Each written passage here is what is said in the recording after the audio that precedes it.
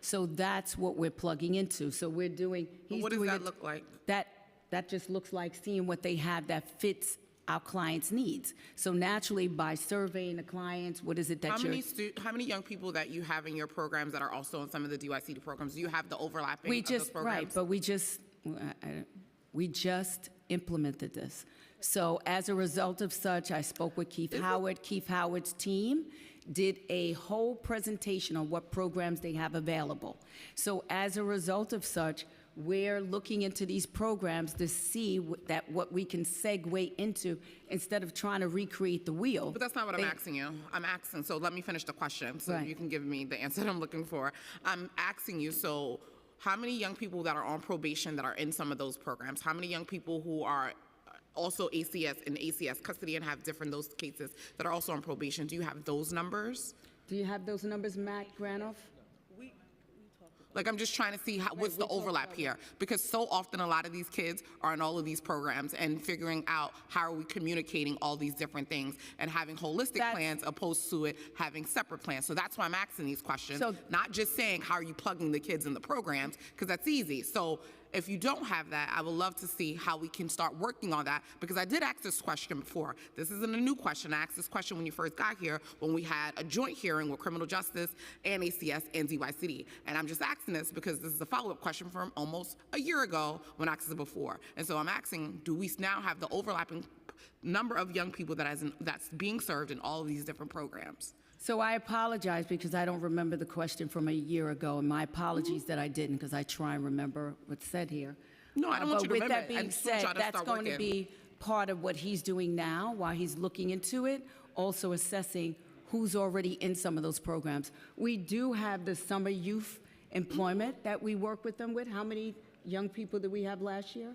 Summer youth employees? 600? About 600. And now currently they've registered, how many do we have registered now? Right now registered is About 500, so they're still registering. So that we did through DYCD to make sure they have employment. But that's part of his assessment that he's doing now. They just did probably about a month and a half ago the breakdown of all their programs for us. Well, that's disappointing because I say it's disappointing in the fact that I've been here for 3 years now, and this is the same thing I've been saying for the last 3 years. It is unacceptable that we have all of these different programs serving the same young people, and we're not keeping track of how they are going into all these programs in the city. And this is not just on you. This is all the programs that serve our young people, including DOE, DYCD, and ACS. And I know it's not happening because I talk to everybody individually. But I've been saying the same thing, and that's what they know, and that's why they're smiling. Listen, I said, that's why we started making an assessment. I walked in the door saying the same thing. Why are we trying to find new nonprofits when we have everything we need right here? So that's why that's being, I agree with you wholeheartedly.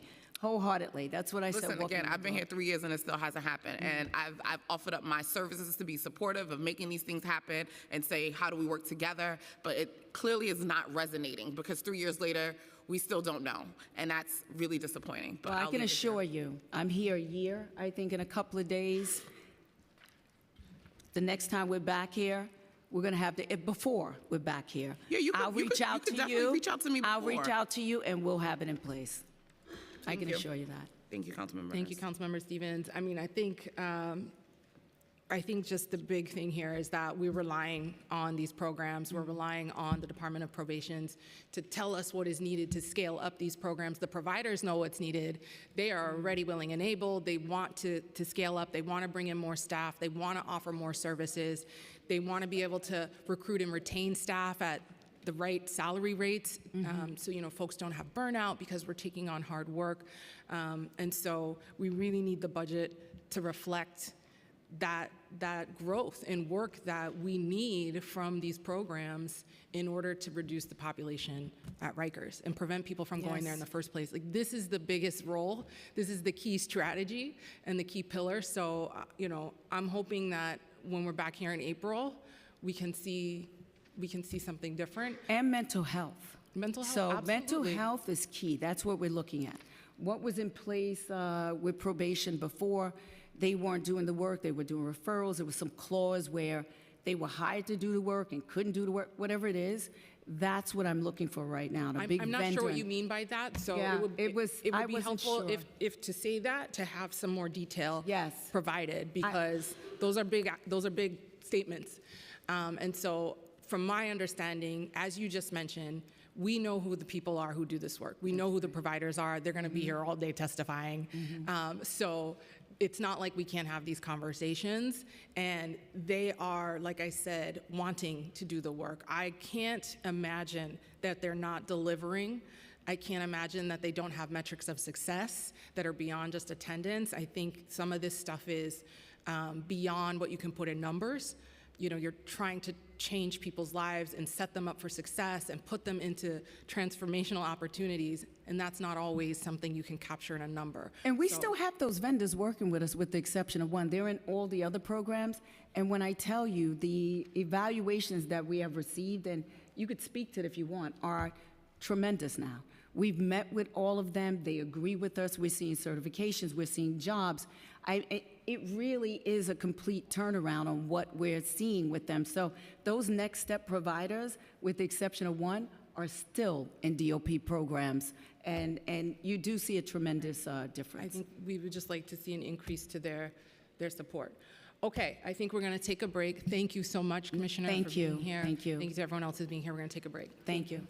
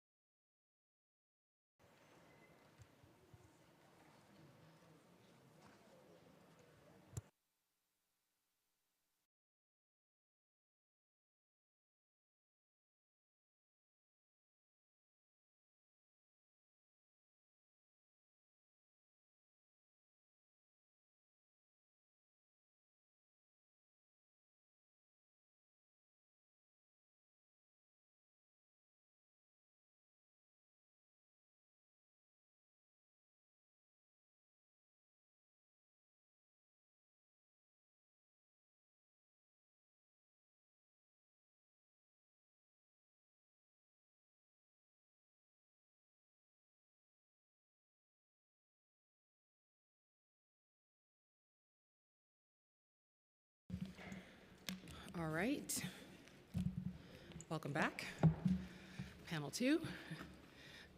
Just wanted to say, Commissioner, congratulations. I said this earlier, but it was just a pleasure to make some time earlier this week to talk with you. We could introduce ourselves and hear about, who you are and where you're coming from, how you come to this work. And I'm really looking forward to having a productive working relationship as we engage. So thank you for being here, and congratulations on being commissioner for this first hearing. I'm going to turn it over next to our speaker, Adrienne Adams, who will make some remarks. Thank you very much, Madam Chair, and welcome to all of you. I thank our chair for leading today's preliminary budget hearing for the Committee on Criminal Justice today. And as the chair just said, I would also like to congratulate you. You are our new Department of Correction Commissioner, Linnell McGinley-Liddy, on your new role, and welcome you to council chambers today. I hope that under your leadership, the department will chart a course towards a safer environment on Rikers for both staff and detainees alike, and that your team will be collaborative with stakeholders and oversight entities. I look forward to hearing about your vision to change the current culture and practices to address the humanitarian crisis in our city jails. We're going to examine the Department of Corrections' $105 billion fiscal year 2025 preliminary budget, which is $120.7 million less than the adopted fiscal year 2024 budget and $165.7 million less than the current fiscal 2024 budget. The Department of Correction has a critical responsibility to ensure the care and safety of the people in its care, as the vast majority await trial and provide a path to successful reentry into communities. Yet, reports show that the DOC has been falling short of its core mission, with high rates of violence against detainees, staff, unsanitary settings, inappropriate uses of force, staff management issues, and more. When conditions like this exist, jail staff are less safe, and too many people in custody are released in a worse condition by the time they leave and return to their communities. This cycle of harm does not serve our city or its residents and undermines public safety. Last fall, I called for the reappointment of the Independent Rikers Commission to help get the plan to close Rikers on track and improve public safety in our city. The goal to make this a reality as mandated by law remains as urgent and critical as ever, and a mission this council is still committed to. It requires active steps by the administration to address mental health diversion and treatment, pretrial and reentry services, and case processing delays with stakeholders across the criminal legal system, while fulfilling the dozens of obligations that are part of the points of agreement to close Rikers. The delays and lack of attention to these necessary steps must be resolved, and I look forward to hearing about the steps that the DOC is taking to remedy this. Thank you very much for being here once again, and I turn it back over to our chair. Thank you, Madam Speaker. I also just want to publicly thank you for appointing me and trusting me to this committee. I know this is a very, very personal and top priority issue for you. Okay, I'm going to turn it over to committee counsel. Thank you, Madam Chair. I'll swear in this next panel of administration witnesses. With us today from the Department of Correction, we have Commissioner McGinley-Liddy, Nancy Savasta, Francis Torres, Sherry Rembrandt, Mala Servinsastan, I apologize, James Saunders, Patrick Ben, Ronald Edwards, Jeremiah Johnson, Alexandra Maldonado, and Matthew Pescarelli. If you can all each raise your right hands. Do you affirm to tell the truth, the whole truth, and nothing but the truth before this committee, and respond honestly to council member questions? Noting for the record that all witnesses answered in the affirmative, you may begin your testimony.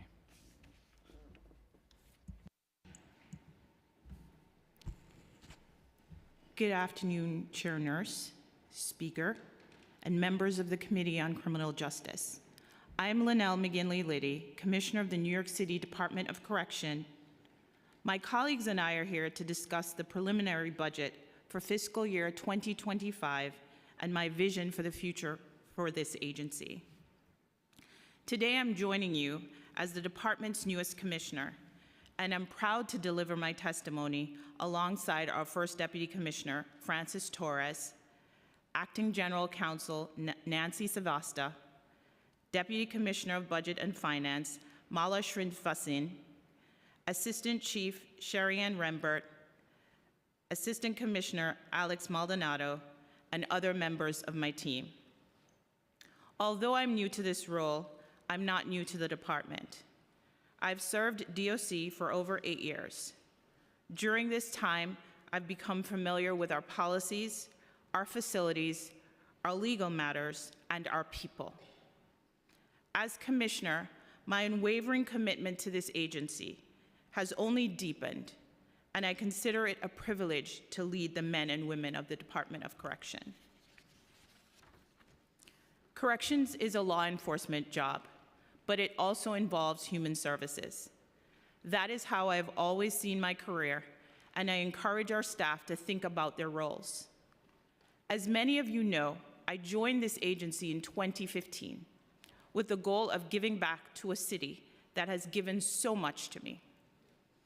I'm proud to have been granted positions of progressive responsibility, including Deputy General Counsel, Acting Senior Deputy Commissioner, and Chief Diversity Officer, and First Deputy Commissioner. But I am more proud of the opportunity to keep serving the DOC community and continuing to advocate for better treatment for everyone working and living in our jails. I want to be clear with everyone here today that people who work at DOC are committed to criminal justice reform. They want to see better, safer jails for themselves, their colleagues, and the people in our care. However, gaining their buy-in on needed reforms require that we treat them with the same empathy and respect we expect to be treated with. With our support behind them, they will in turn provide the same level of empathy and respect to those in our care. Every day, I am motivated by the dedication of our workforce and their willingness to engage in the difficult work of change. I see the stories that go untold of the positive work they do in the jail each and every day. And I'm confident that their passion for their work will continue to be the vessel for enduring change. Today, I will provide you with insight on how my team and I are working to cultivate that passion and how we are providing a greater voice and additional support to people in our care. I will also give you an overview of the department's fiscal year 2025 preliminary budget. I'm well aware that in order to effectuate change in our jails, we must first be honest about the state of our jails. Our facilities are old and outdated. These structures have inadequate lines of sight, and the crumbling infrastructure is too easily dismantled by people with ill intent. Complicating matters, our population, which fell to approximately 4,000 at the height of the pandemic, has risen to an average of approximately 6,135 per day.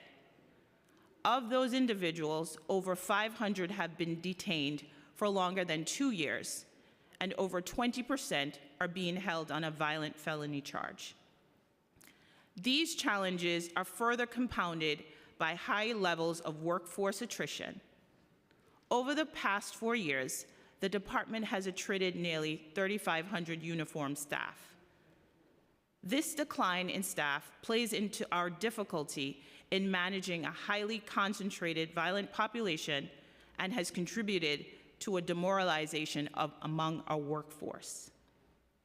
This, in turn, contributes to a greater sense of frustration among those in our care. These challenges are not new, but to resolve them, we owe it to ourselves to take a different approach. Under my direction, we will face these challenges by treating the source and not the symptom. We are focused on assessing and meeting our population's basic needs and actively listening to them to resolve conflicts. We're taking the same approach with our staff by providing enhanced training and greater on-the-ground support.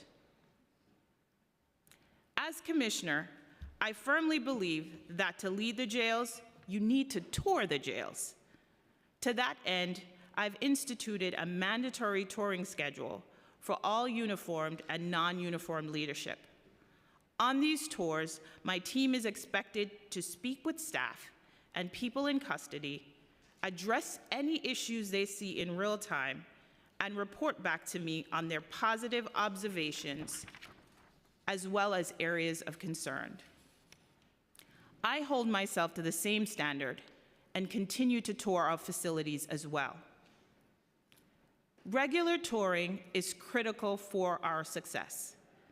If we are to uphold our commitment to creating a safer, more humane environment, then we must personally know the conditions of our jails. As leaders, we must listen, and we must develop solutions to problems informed by those on the ground. Moreover, we know that among the best paths to violence reduction is ensuring that the people in our care have what they're entitled to and what they deserve. Regular touring by leadership ensures that an extra pair of hands and eyes are present to get people what they need. I have also instituted focus groups with uniformed and non-uniformed staff, as well as people in custody. The goal of these focus groups is to provide a space for everyone to voice their honest feedback. We've collected input on everything from safety and jail conditions to wellness opportunities and the need for more programming. So far, there have been over 20 focus groups scheduled across multiple facilities, with more sessions to be scheduled. The feedback offered in these sessions will be compiled, shared with all members of leadership, and used to inform decision-making in the coming year. I am committed to returning to these focus groups to hear their thoughts on our efforts to mitigate the issues they raised. As much as I believe in the work we're doing to change the culture within our jails and enhance safety for everyone, I must emphasize that to truly change this department, we cannot do it alone. I applaud the work that our Division of Programs and Community Partnerships has done to provide one-on-one sessions and group-based facilitation programs in the wake of a $17 million budget cut to external programming. I am also thankful to the Fortune Society and Osborne Association, who've continued to provide discharge planning services to the population without any additional city funding. I'm equally grateful to the existing providers under the Mayor's Office of Criminal Justice's contract for their work. However, an abundance of meaningful programs and services is critical to reducing idleness and, in turn, violence. I know this based on my years at the department, and it has been echoed in the focus group sessions we have held. For that reason, I'm thrilled to welcome external program providers back into our facilities, and I'm extremely thankful that the mayor has been able to restore $14 million in funding to support enhanced programming initiatives for people in custody. These funds will target new needs and will include robust transitional planning, substance misuse programming, supplemental educational programming, trauma-informed programming, and transportation for those being reintegrated into our communities. I also want to highlight that the department recently received a grant for $180,000 from the New York State Office of Mental Health Suicide Prevention Center to expand wellness programs for staff. Our care unit will spearhead the grant, and I anticipate that it will support our staff in managing the difficulties of this work. This initiative is personal for me because I know the trauma our staff experience on a daily basis. I also know that supporting our staff's mental health will help them show up stronger for the people in our care. Now I will turn to the fiscal year 2025 preliminary budget. The department's fiscal year budget is $1.05 billion, which is a $165.7 million decrease from the previous fiscal year. The vast majority of our budget, 84%, is allocated for personal services and 16% for other than personal services. This budget decrease was achieved through savings due to operating below the authorized headcount. $30.9 million was saved in fiscal year 24. We are projected to save $30.4 million in fiscal year 25, $49.4 million in fiscal year 26, and $49.9 million in fiscal year 27 by continuing to remain below our budgeted headcount for both civilian and uniform staff. 2, a reduction in overtime. The department saved $58.1 million in fiscal year 24 through uniformed and civilian overtime reduction efforts. And 3, several collective bargaining adjustments, which resulted in an additional $7.5 million in fiscal year 24, $11.6 million in fiscal year 25, $16.2 million in fiscal year 26, $20.8 million in fiscal year 27, and $22.8 million in fiscal year 28. The fiscal year preliminary capital budget and commitment plan totals $10.8 billion, which covers fiscal years 2024 through 2033. As of the fiscal year preliminary budget, the majority of capital funding is tied to the borough-based jail programs, which totals $8.7 billion over the 10-year plan and is allocated as follows. Brooklyn facility, $2.8 billion. Manhattan facility, $2 billion. Bronx facility, $1.9 billion. Queens facility, $1.9 billion. And the Queens parking garage, $10.7 million. We continue to work diligently to attract and retain civilian and uniform staff. The department's authorized headcount remains effectively unchanged from the adopted budget, totaling 8,788. 7,060 uniform positions and 1,728 civilian positions. Our actual staffing levels continue to remain well below our authorized headcount, and the department intends to remain aggressive with advertising and marketing strategies to promote recruitment. In closing, I have assumed the role of commissioner with a deep commitment to the men and women of DOC and to the people we serve. I recognize that a positive working relationship with our oversight bodies, including the Federal Monitor, the Board of Correction, and the City Council, as well as with our partners and stakeholders, is foundational to this work. In the 3 months that I've been commissioner, we have enacted the changes needed to clear a contempt motion and restored the monitor's faith in the department's willingness to be a collaborative partner. I promise you, this is just the beginning. I look forward to a partnership with the council that focuses on thoughtful, meaningful, expeditious reforms.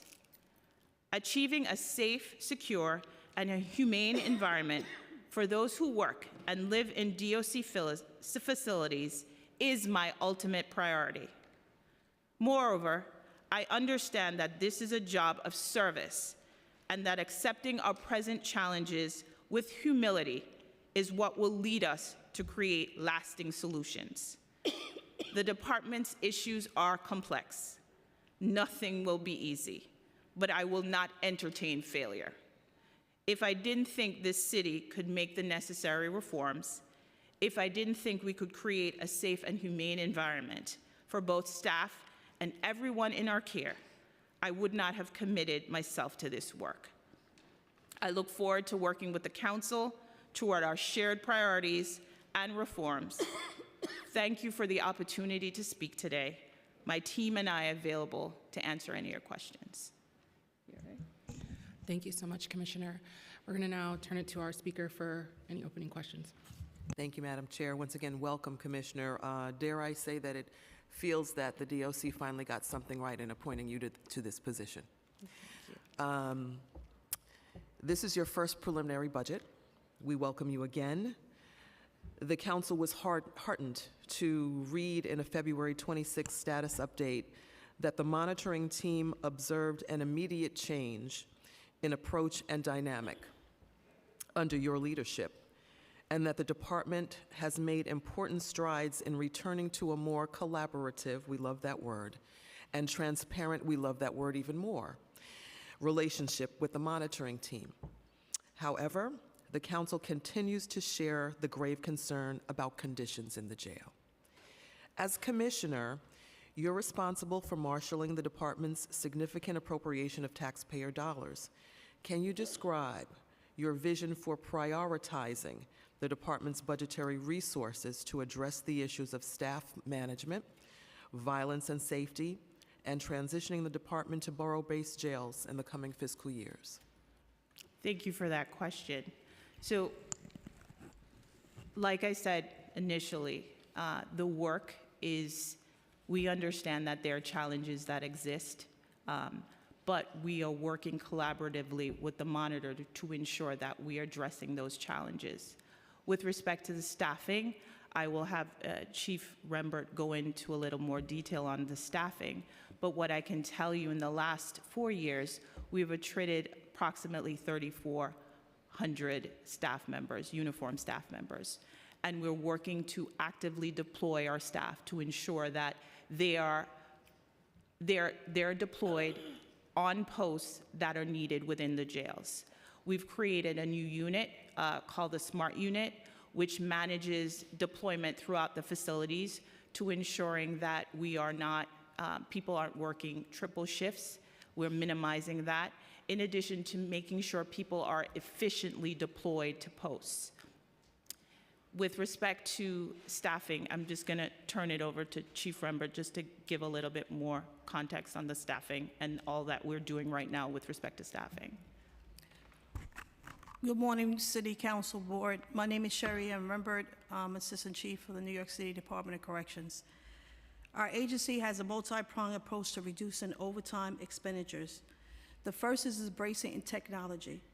Through the use of the electronic scheduling system, we embarked on deploying available staff to our facility in real time so we can operate efficiently on a daily basis. The scheduling management and the redeployment team, known as the SMART team unit, actively manages the scheduling of our staff and the redeployment of our officers to balance our facilities. The department has been redeploying available staff on a consistent basis to further enhance our reduction of overtime, once every 3 weeks, as well as deploying our TDY staff twice a week. Office of Administration is analyzing staffing daily to ensure squads are balanced within the facilities. Balancing squads help minimize overtime by ensuring the workloads are evenly distributed and better resources utilization and cost savings for our agency. We will continue to train our facility management team on the intricate ways of utilizing the electronic scheduling system as currently designed, and we also taking a proactive approach and educating our management team to identify posts in real time that can be reallocated while supporting our security perimeters to reduce overtime. The second problem is addressing absenteeism. We have been diligently working to reduce the number of staff out sick so that more staff are available to work in the facilities. Since January of 2022, we have reduced staff absenteeism by 80% due to sick leave. Additionally, we will be addressing the personal emergency leave as well as the FMLA process that at times have created undue hardship to our agency. The last problem is recruitment. As of our recruitment, because we attrited around 1,900 staff members since calendar year 22. We have also lost staff members prior to that. At that rate of attrition that we have lost, it's not in cadence with our ability to recruit or hire or retain, as staff members are eligible for retirement daily. The reality is that recruiting, hiring, retaining are competing factors, as this is not unique to the New York City. In fact, corrections and law enforcement agencies globally experience the impact of retention.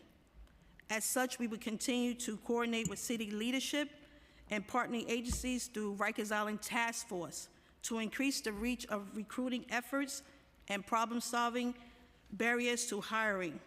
So far, in calendar year of 2024, 74 officers have graduated from the academy and successfully joined the ranks of correctional officers.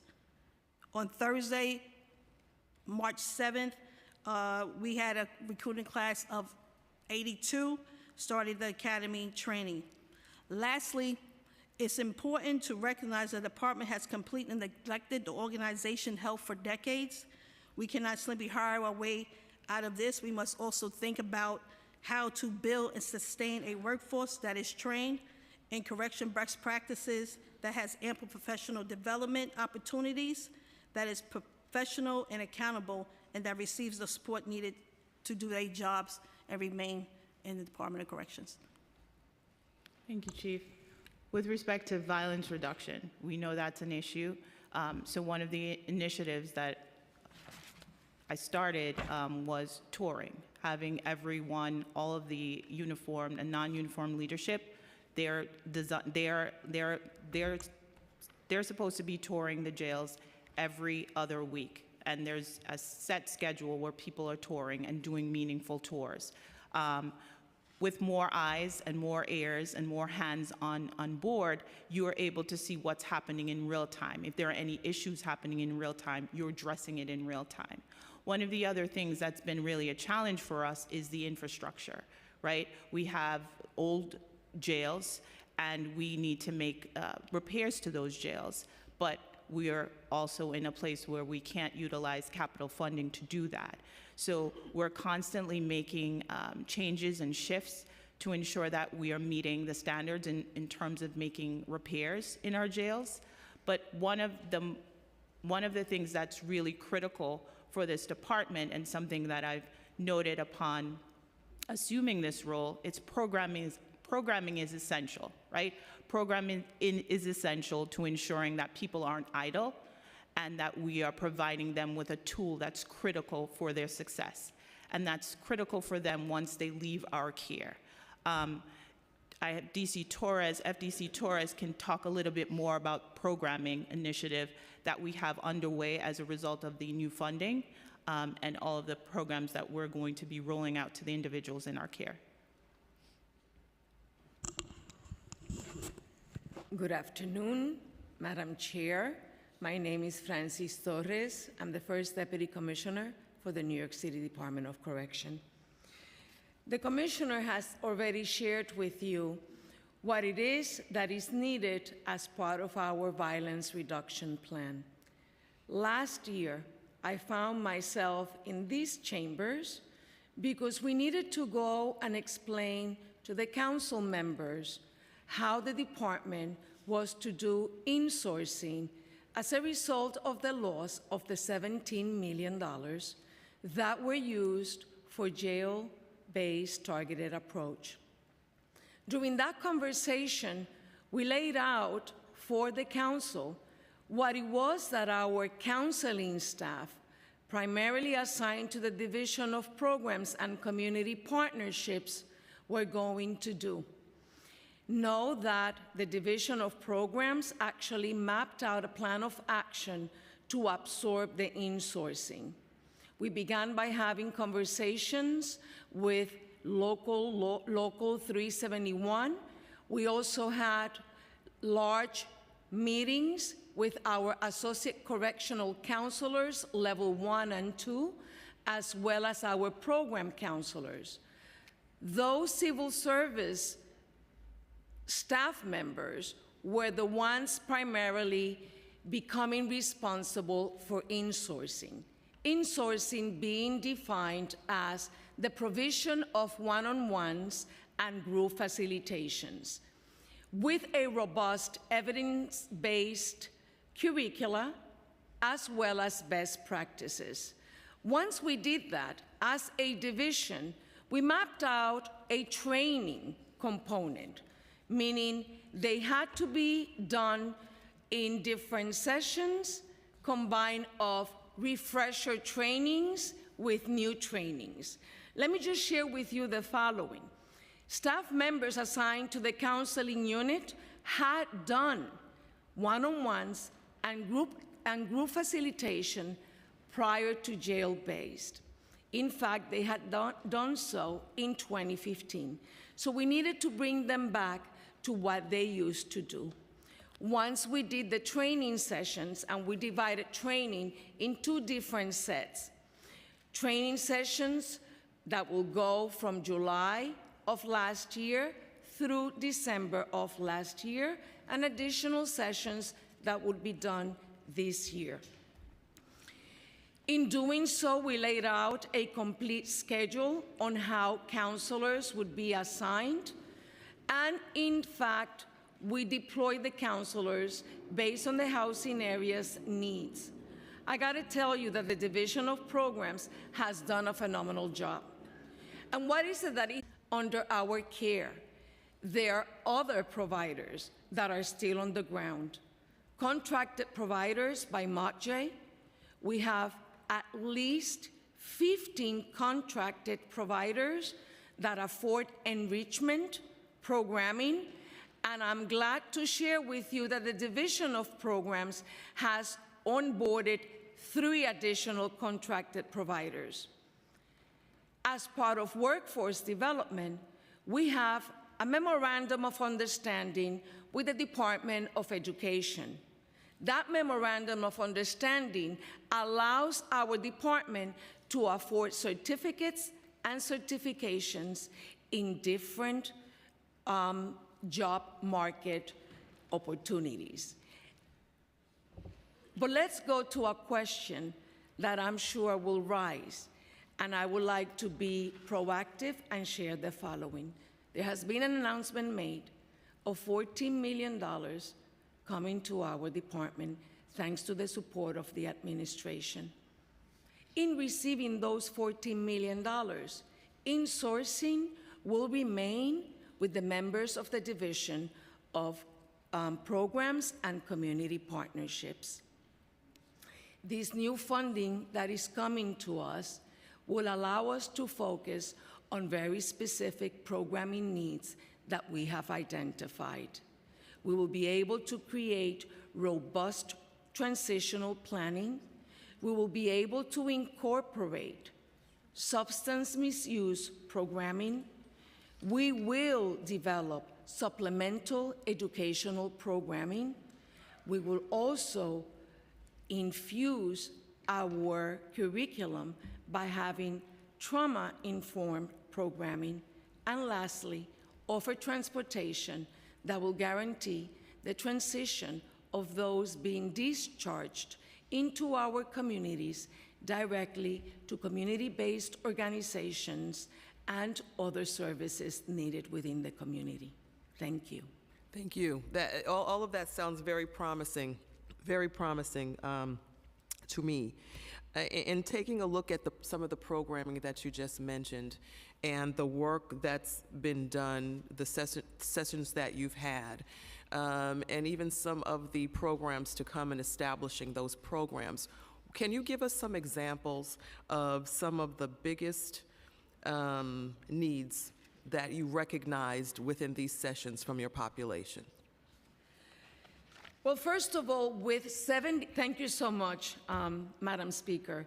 With 70% of the population assigned to our care leaving our system to return to the communities, it's really critical that we afford robust transitional planning To do so, we need to expand the footprint that we currently have. Is this are these the results that you're projecting, or these are, because my question was specifically what came from the population? Well, part of the population has asked for transitional planning. Thank you so much. The population also has asked for additional enrichment activities and services, and I'm glad to share with you a few examples. Pre-pandemic, we used to transport our persons in custody to other facilities to conduct basketball tournaments. Believe it or not, after a number of years, last year we have been able to do so. We currently have approximately 5 basketball teams that on a frequency determined by our Division of Programs as well as Security, we are able to do so. We have increased our frequency on workforce development courses. The population has brought to our attention that they want to have a larger frequency on how we offer our barista training.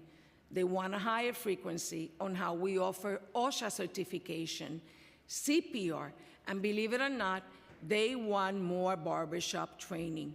And so as we listen to their needs and their wants, we are quickly to turn around and address it.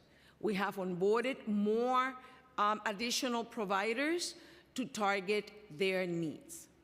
Thank you. Thank you. I'm going to get back on track with the commissioner. I appreciated what you said very much. Thank you. In looking at supervision and staff, Commissioner, the federal monitor has indicated that a lack of supervision and accountability between supervisory ranks and frontline uniform officers can be linked to many of the issues within the city's jails. The preliminary plan includes 703 budgeted captain positions, yet only 546 were active as of January 2024. How can the department address issues with frontline staff with so many vacancies in the captain rank? So that is, thank you for that question. So that is something that we're continuing to evaluate in terms of promotions for officers to the captain's rank. But one of the other things that we are doing, and we are going to be rolling out a robust captain's training to ensure that our captains understand the role of a supervisor. That training has we collaborated with the monitor on that training, and we've just received the training back from the monitor, and that's something that we're going to be rolling out fairly quickly. But what I can tell you that staffing is a challenge. We are continuing to ensure that people are touring as required. We are looking at various things to ensure that we're all on the same page. We have our deputy wardens and wardens. They're on the island providing 24/7 coverage. That is something that we developed as a result of the action plan to ensure that there's direct supervision for all of our staff. So no more of the days where it's Monday through Friday, it's all throughout 24/7 coverage. And we'll continue to work to address those gaps and ensure that we are complying with the consent decree. Do you know the current ratio of captains to officers right now? I don't have that information right now, but I can get it for you. I can get it to you. Do you know what you hope to have as far as that ratio? I don't have that information right now. Okay. All right. Let's take a look at, for a minute, one of the subjects of the hour, and that's solitary confinement. Let's take a look at that. As of late, the council has been blamed for violence in the jail. We're blamed for managing the jail, which is something that we have no control over, managing the jail. We've even been blamed for solitary confinement edicts that haven't even been put in place yet. So I just wanted to get that on the record. This council does not have anything to do with anything that has come before any laws in place. Intro 549A to ban the use of solitary confinement was passed by this body, just passed by this body in December, and won't be taking effect until June. Has the department made any alterations or planned changes in policy to accommodate the new law? The department is currently reviewing, along with the law department, the most recent guidance that we received from the federal monitor. That is where we are at this point in time. And we will keep the council apprised as to next steps. Okay, great. In taking a look at the borough-based jails, you referenced that in your opening statement as well. The current capital commitment plan shows very minimal changes between fiscal year 2024 and fiscal year 2028. Typically, this means little to no delays or cost increases for capital projects. So, can you explain why there are virtually no changes in the capital commitment plan when we know that the borough-based jails projects are delayed by over 2 years, and the administration has estimated substantial increases in costs due to the increased cost of labor and steel?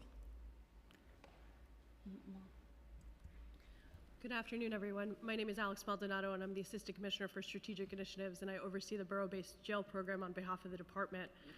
What I can tell you about the funding for the Borough-Based Jail Program, the Department of Design and Construction controls the budget as well as the schedule for the Borough-Based Jail Program.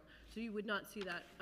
You would have to ask them more clearly where the funding and how the schedule will progress. Would that question also go to DDC as far as any updated commitments pertaining to the executive plan? Yes, that's right, ma'am. Okay. All right. Do we know how the administration is leveraging every tool available to ensure that the borough-based jails capital projects are delivered on time, on budget, and in accordance with local law? We are working tirelessly, I will assure you, with our partner agencies, the Department of Design and Construction, Correctional Health Services, and the Mayor's Office of Criminal Justice to ensure that this program remains on track.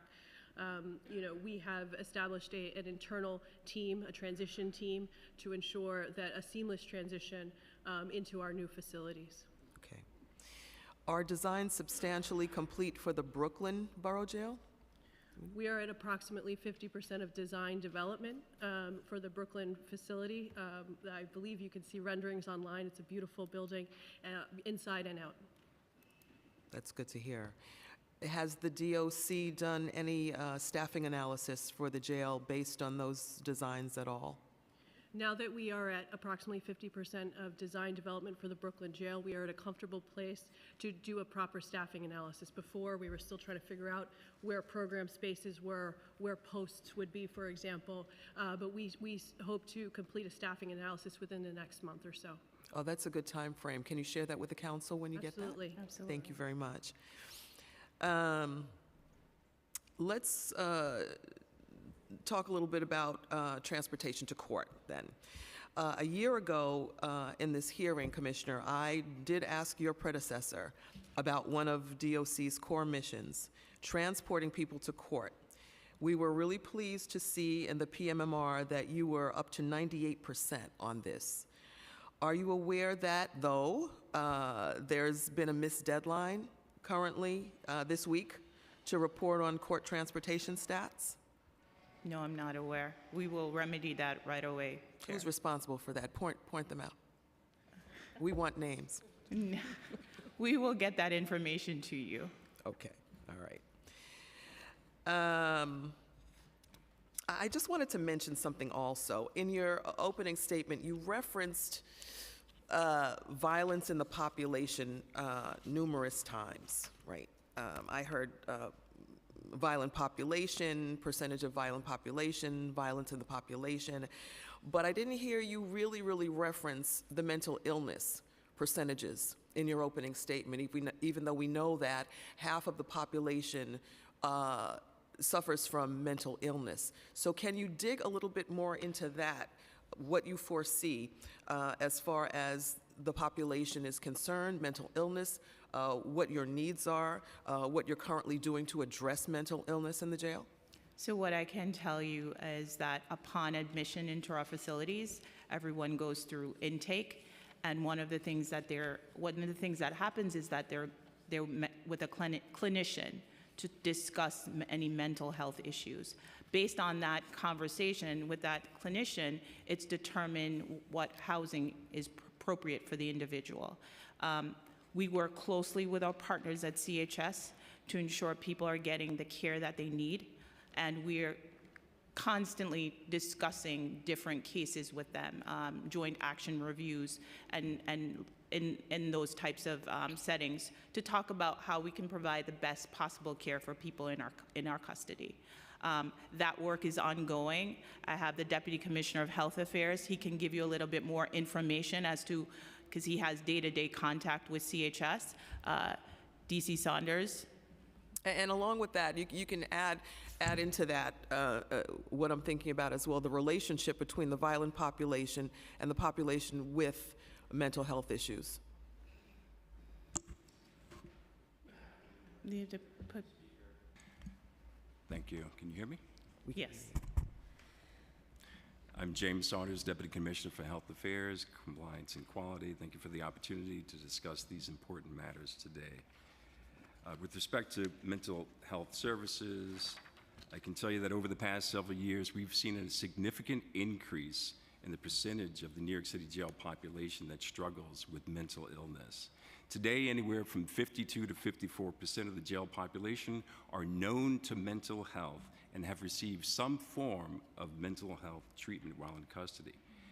According to our CHS colleagues, approximately 20% of this population has been diagnosed with a serious mental illness. Many of these individuals are entering the jails with pre-existing conditions, such as mental illness, substance abuse, etc., and also then have to contend with the psychological impact and stress of incarceration. We're proud to partner with Correctional Health Services, the provider of physical and mental health across our facilities, and to support these individuals while they are in our custodial care. In addition to healthcare services provided by CHS, I think you heard earlier from FTC Torres, the department's program staff provides supportive programming that enhances behavioral coping skills, supports anger management, addresses substance use, and encourages productive and positive social behavior. Our objective is to address the needs of the whole person while they are in our custody, which includes providing appropriate levels of mental health care and programmatic support that meets the unique needs of the individual. For individuals in need of enhanced support, the department runs several specialized housing units with CHS. And we continue to discuss the evolving need of safe and effective mental health housing options that address a wide spectrum of behavioral health concerns. Our agencies will continue to work together to ensure we develop a responsive strategy for persons in custody with significant mental health needs. I'm going to talk about mental observation units. So, although all individuals have access to mental health providers when the need arises, certain persons in custody may require a more structured environment and more frequent custodial and clinical oversight and observation. For that particular population, we operate mental observation units. MO units operate under the guidance of a multidisciplinary team of unit-based mental health providers who conduct daily rounds, provide group programming and individual psychotherapy, and oversee medication treatment. MO units are not punitive and afford the same out-of-cell time as general population units. Turning to folks with more serious mental illness, the department works in conjunction with CHS to operate the Program for Accelerating Clinical Effectiveness, also known as PACE. PACE focuses on enhancing coping skills, improving communication abilities, promoting insight and competency into managing one's mental illness, emotions, and behavior. CHS advises the department on which individual are suited for PACE placement based on their acuity of mental health need. The department also recognizes that individuals with serious mental illness do not belong in any form of restrictive housing. However, persons with guilty adjudications for serious infractions may be assigned to CAPS, and that's a unit that is that's based on clinical determination. The assignment is based on clinical determination made by CHS. That unit provides intensive mental health treatments for individuals with serious mental illness who have been adjudicated, again, for a serious infraction, but do not need to be hospitalized. So like PACE, CAPS unit are staffed by both DOC and CHS personnel who support residents by helping them enhance their coping skills, improve their communication skills, and develop insight and competency into managing their mental illness as well as their emotions and behavior. I think we should address self-harm and suicide prevention as well, since we're on the topic of mental health. Is that okay? Briefly, please. Briefly. I'm going to move on to my colleagues. All right, so in addition to providing appropriate therapeutic housing, the department also recognizes that maintaining comprehensive policies and procedures for the prevention of suicide and self-harm is critically important to supporting those entrusted into our care. Our policies and training in this area were recently reviewed by Dr. Tim Belovich, a nationally recognized expert in the area of suicide prevention.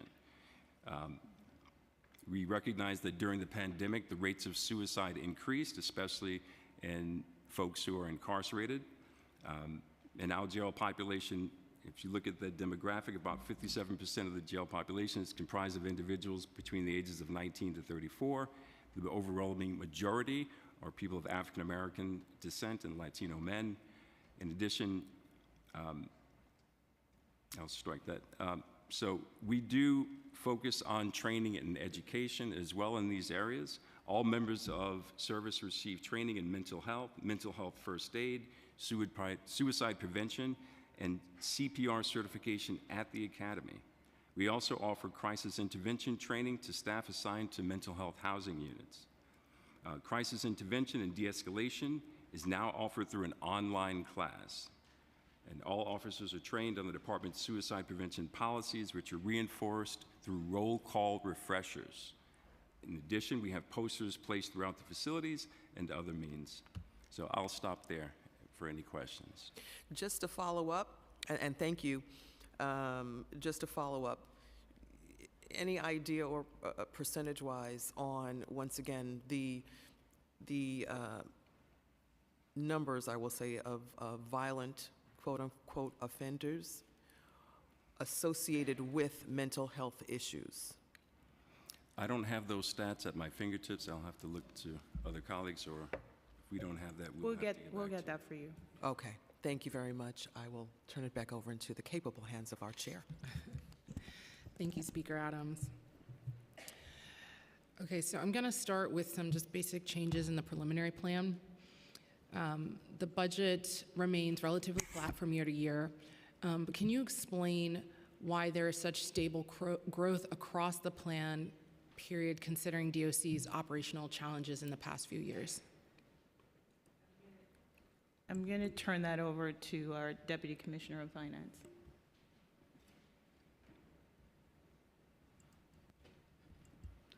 Good afternoon.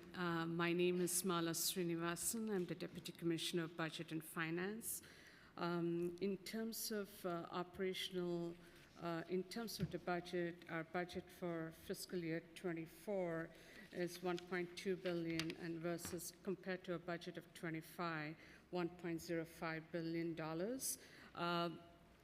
We, as Commissioner mentioned earlier in the testimony, we plan to achieve this through savings due to operating below our authorized headcount and also overtime reduction.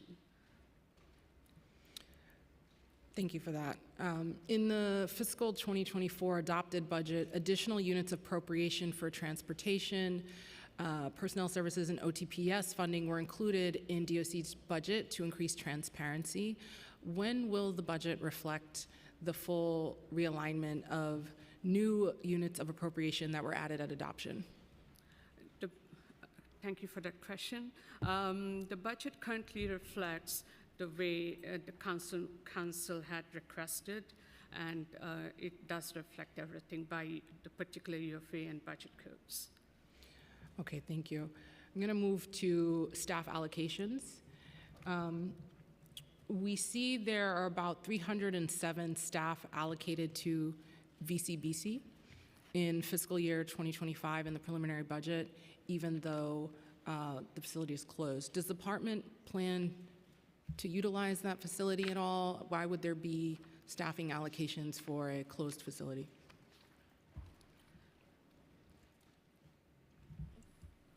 Good afternoon. Thank you for that question. I'll take it. Can you come a little closer to the mic? I'm sorry. No, I'm sorry. Right now, VCBC is decommissioned as a jail. We do not have individuals in custody in that facility, and the SEOC has sort of taken it off of line. That being said, we still maintain some number of staff members there to make sure that there's fire watch, that the building essentially does not become a blight. It is still within our purview, and we maintain it as such. And that requires 307 staff that are allocated for I'm not sure if that's for that? No, I imagine not. Yeah, I'm not sure if that number is accurate. We will actually take a look at that and get back to you, because that does sound like a lot of people. Okay. AMKC is now also closed, except the industrial kitchen. Can you explain why the preliminary plan shows a budgeted headcount of 1,111 staff allocated to AMKC in this current fiscal year preliminary plan? I'm sorry, can you repeat the question, sir? Yes. So AMKC is now closed, except for the kitchen, but in the preliminary plan, it shows a budgeted headcount for 1,111 staff for the building. So can you explain that? So currently, the fiscal year 24 headcount, as of the budgeted headcount, is 1,728 for non-uniformed and 7,060 for uniform, with a total headcount of 8,788. But I'm not sure if you're referring to the actual headcount. I'm just showing what's reflected in the plan. So maybe you could give us a head count. If there are any staff allocated for AMKC, it would be great to get that number and a rationale for why they would be allocated to a building that is now closed, or what they would be doing there. We can get you more details by building as a follow-up. Thank you. So there are 91 officers assigned to the Bronx Court Pens in the fiscal 2025 preliminary plan. There are only 23 for Brooklyn, 13 for Manhattan, even though Brooklyn and Manhattan handle many more cases than the Bronx. Could you give an explanation for this headcount?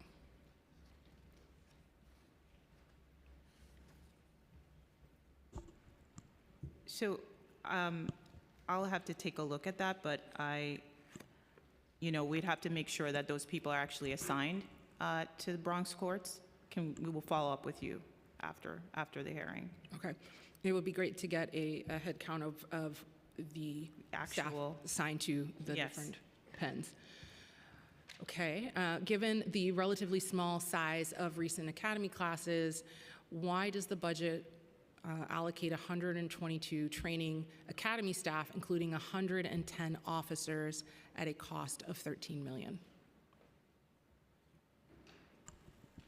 So understanding that, yes, there are small classes, but we continue to train year over year. There's the academy staff, they're training, they're providing in-service training to all of our 6,000 uniformed staff members.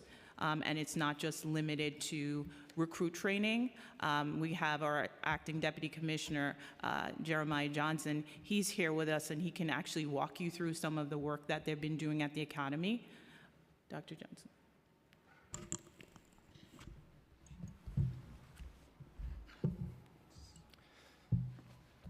Good afternoon. Good afternoon. Thank you for your question.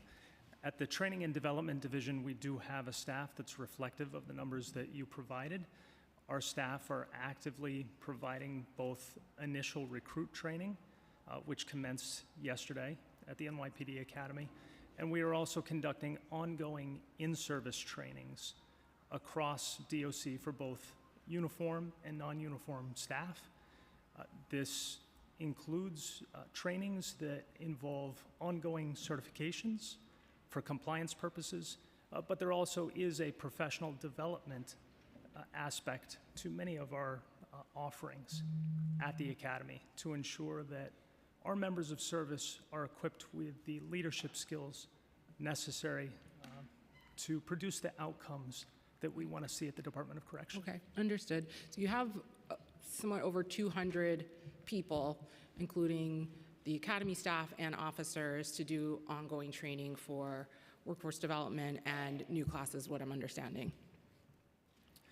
About So 200 likely people. those numbers also include non-uniform staff that are Okay. involved in supporting the operations of the Training and Development Division, and not just the instructors.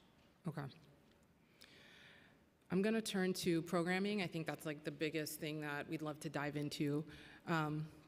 We talked about the cut last year, 17 million, an abrupt, disruptive cut to many of these service providers, including to Green Hope Services for Women, SEO Family Services, Fortune Society, Horticulture Society of New York, Osborne Association. The council was very vocal about the concern that DOC would not be able to meet the level of programming and engagement and participation rates that these providers who have credible messengers, who are rooted in community and are able to provide a continuity of care and engagement between, at the island and back in community. And then the 2024 PMMR showed that participation rates of individuals in custody participating in this is 30% lower. And that participation in group programming is down 29%, and participation in one-on-one sessions is down by 30%. So I understand that you are now bringing back 14 million, although that's not the full restoration, but it's unclear to me what is going to be outsourced and what is going to be insourced based on what you broke down earlier. So I'll start there just to get some clarity on that piece. Thank you, Madam Chair. I am glad you posed that question to us. When we were here last, and as we transition into insourcing, we had the similar or equal amount of staffing to actually inherit insourcing. And in fact, we were doing very well up until approximately September of 2023. There were certain things that happened within the Division of Programs and Community Partnerships, specifically the fact that due to multiple reasons, we lost 15 members. Those 15 members are assigned to counseling. Some of the reasons for those losses were long-term absences. We also had some staff members within the counseling unit that transitioned into new roles within the division or other divisions within the department. The onboarding process of new staff members was also becoming a challenge for us, not to mention the continuous increase of the population. That is what justifies that 29% as well as the 30%. However, since January of 2024, we've been able to start onboarding new staff members, specifically for our counseling services unit, which will continue to do the one-on-one and the group facilitation. When we look at the next or the new $14 million, we're looking at community-based organizations and or institutions of higher learning. And I say that because there is one of the new needs that targets educational programming. And so I also want to establish that there has been continuing provision of services, not just by the DOC staff, counseling unit, but also by other DOC staff members assigned to the Division of Programs. If I can give you just a few examples. Briefly, please. All right, here we go. Workforce development through different partnerships, our fine and performing arts, our enhanced recreation staff, the Mock-J providers that continue to do transition at very specific facilities, not to mention volunteers and the other body of subcontracted providers that target enrichment programming. Thank you. So I'm just trying to kind of wrap my head around this because we made the cut and there was some work that was being done already by DOC staff. There were some other MOCJ providers there. Now you've got to onboard people. You also mentioned earlier that now you have to train people. You mentioned there's a series of trainings that would need to happen over a period of time. I think you said July through December there were going to be trainings. So I'm just curious of the cost. I mean, if you had folks who are already in the door, they've built the relationships, they already know what they're doing, now they get abruptly taken off of the island and the relationships are severed to some degree. Now you've got to spend money training people that hadn't done the work before or new people. It's just like, what's the cost analysis here or the cost benefit? And then to abruptly come back and have, you know, a new set of RFPs go out for $14 million. I understand you're saying there's a new need with institution of higher learning, but what would be the difference in the programs that would be coming in through the RFPs than what existed in the past? Thank you for the question. Madam Chair, let me just provide some clarity on what I had responded to Speaker Adams. The training that has been done and the training that will continue is for the staff members assigned to the Division of Programs and Community Partnerships who are presently doing the insourcing. Were they already doing the insourcing? Is this new training? No, it's continued training. Just ongoing It's training. ongoing training. Okay. We're not reinvesting in their training. We're just ensuring that they continue to be refreshed on an ongoing basis. Those are the staff members that will continue to do anger management, that will continue to do conflict resolution, that will continue to do interactive journaling and other evidence-based curriculum. When it comes to the new programs that these $14 will target, these are new programs, and I'll share with you one specifically. The supplemental programming on education is supplemental because we currently have our partners at the Department of Education who target the 18 to 21-year-olds. However, there are additional needs, not just for the 18 to 21, but also for the adult population. It is a need that has been expressed to us by those assigned to our care. So this particular programming component was never afforded under the jail-based targeted approach. It is completely new. It will afford us the opportunity to increase the number of GED instructors. It would allow us, for the first time in many years, to bring back English as a second language instruction, will allow us to do tutoring, and significantly will allow us to expand our post-secondary. Can I ask, did you ever engage in those conversations about new needs with the folks that had already been in contract with you? Just yes or no? Yeah, no, Had there been conversations with them saying we need English as a second language, we need more GED? No, actually, no. Okay. We never engaged in any conversations. Okay. Thank you. Thank you. Okay, when will this, excuse me if it's already out there, is it out there? If not, when will it be issued? And when do you hope to contract and have folks on the ground? We are excited about the $14 million and what we will be able to do with it. You know too well that we just received the funding, or actually the notification that we are awarded. We are currently in the process of conversations with our finance division as well as OMB. We are drafting language to determine how best to go about it.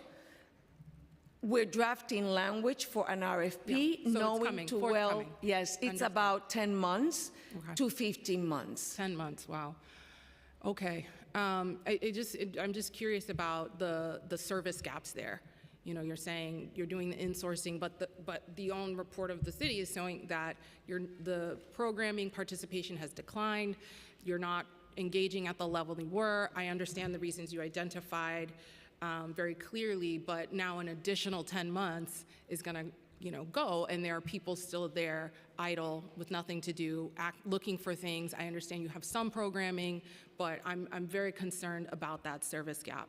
What kind of outreach is being done by the department to encourage participation in this program, in the programs that you have right now insourced? What we do right now? Just how are you working to get more people in your program? Oh, how do we get participation? Yeah. Well, we actually advertise. We have staff members on the ground. Something that we did last year was that we redefined how programs operate within the facilities. We actually assign executive directors of facility programs who work directly where our uniform members assigned. So these executive directors are now leading the teams assigned to programs within each of the facilities, allowing for better communication as well as stronger advertisement every time new programming is brought into the facilities. Okay, thank you. At the time that the contracts were canceled, the providers were offering programs in 6 facilities on Rikers. In how many facilities are programs currently being provided by DOC program staff? In all facilities. Oh, okay.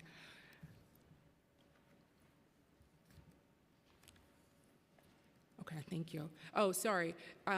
If possible, it would be great to have a list, I don't know if you'll be able to do that now, of what specific programs are being done by DOC staff and what are the ones that are specifically being done by contracted providers. Not to take much of your time. I know. That's what I'm saying. You can also send us a list. I will tell you that we will prepare a chart and share it with you. Thank you. Okay, we're going to move into vacancy rates, and then I'm going to open up some time for the members here. So as of this plan, the DOC has 204 vacant civilian positions, yet there were no vacancy reductions included in the program to eliminate the gap. Can you please explain which positions are currently vacant and how this may affect day-to-day operations?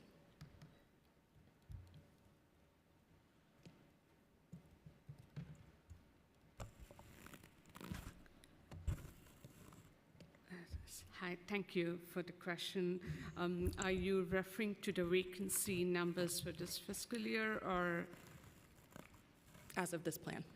As of this plan, yes. So we do have 220 vacancies for civilians and non-uniformed, and we have 933 vacancies for uniform, with a total of 1,153 vacancies.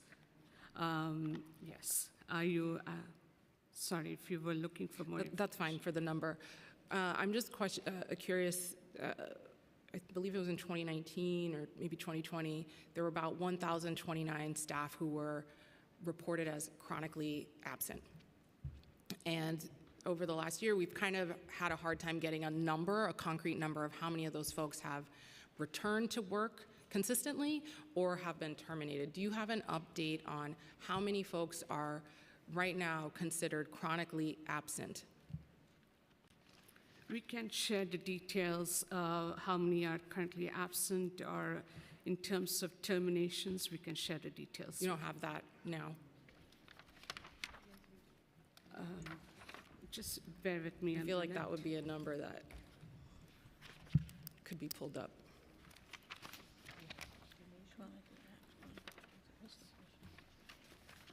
Sorry, I apologize.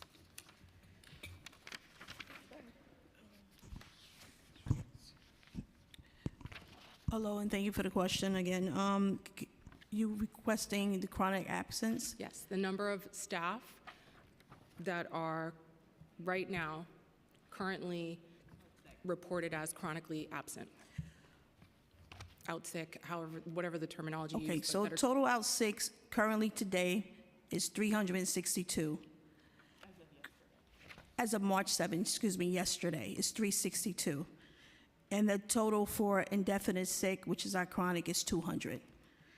The breakdown is 174 for COs, 17 for captains, 3 for ADW, and 6 for civilians. And what are your strategies right now for reducing, getting people either back to work or getting them off the payroll if they don't want to come back to work?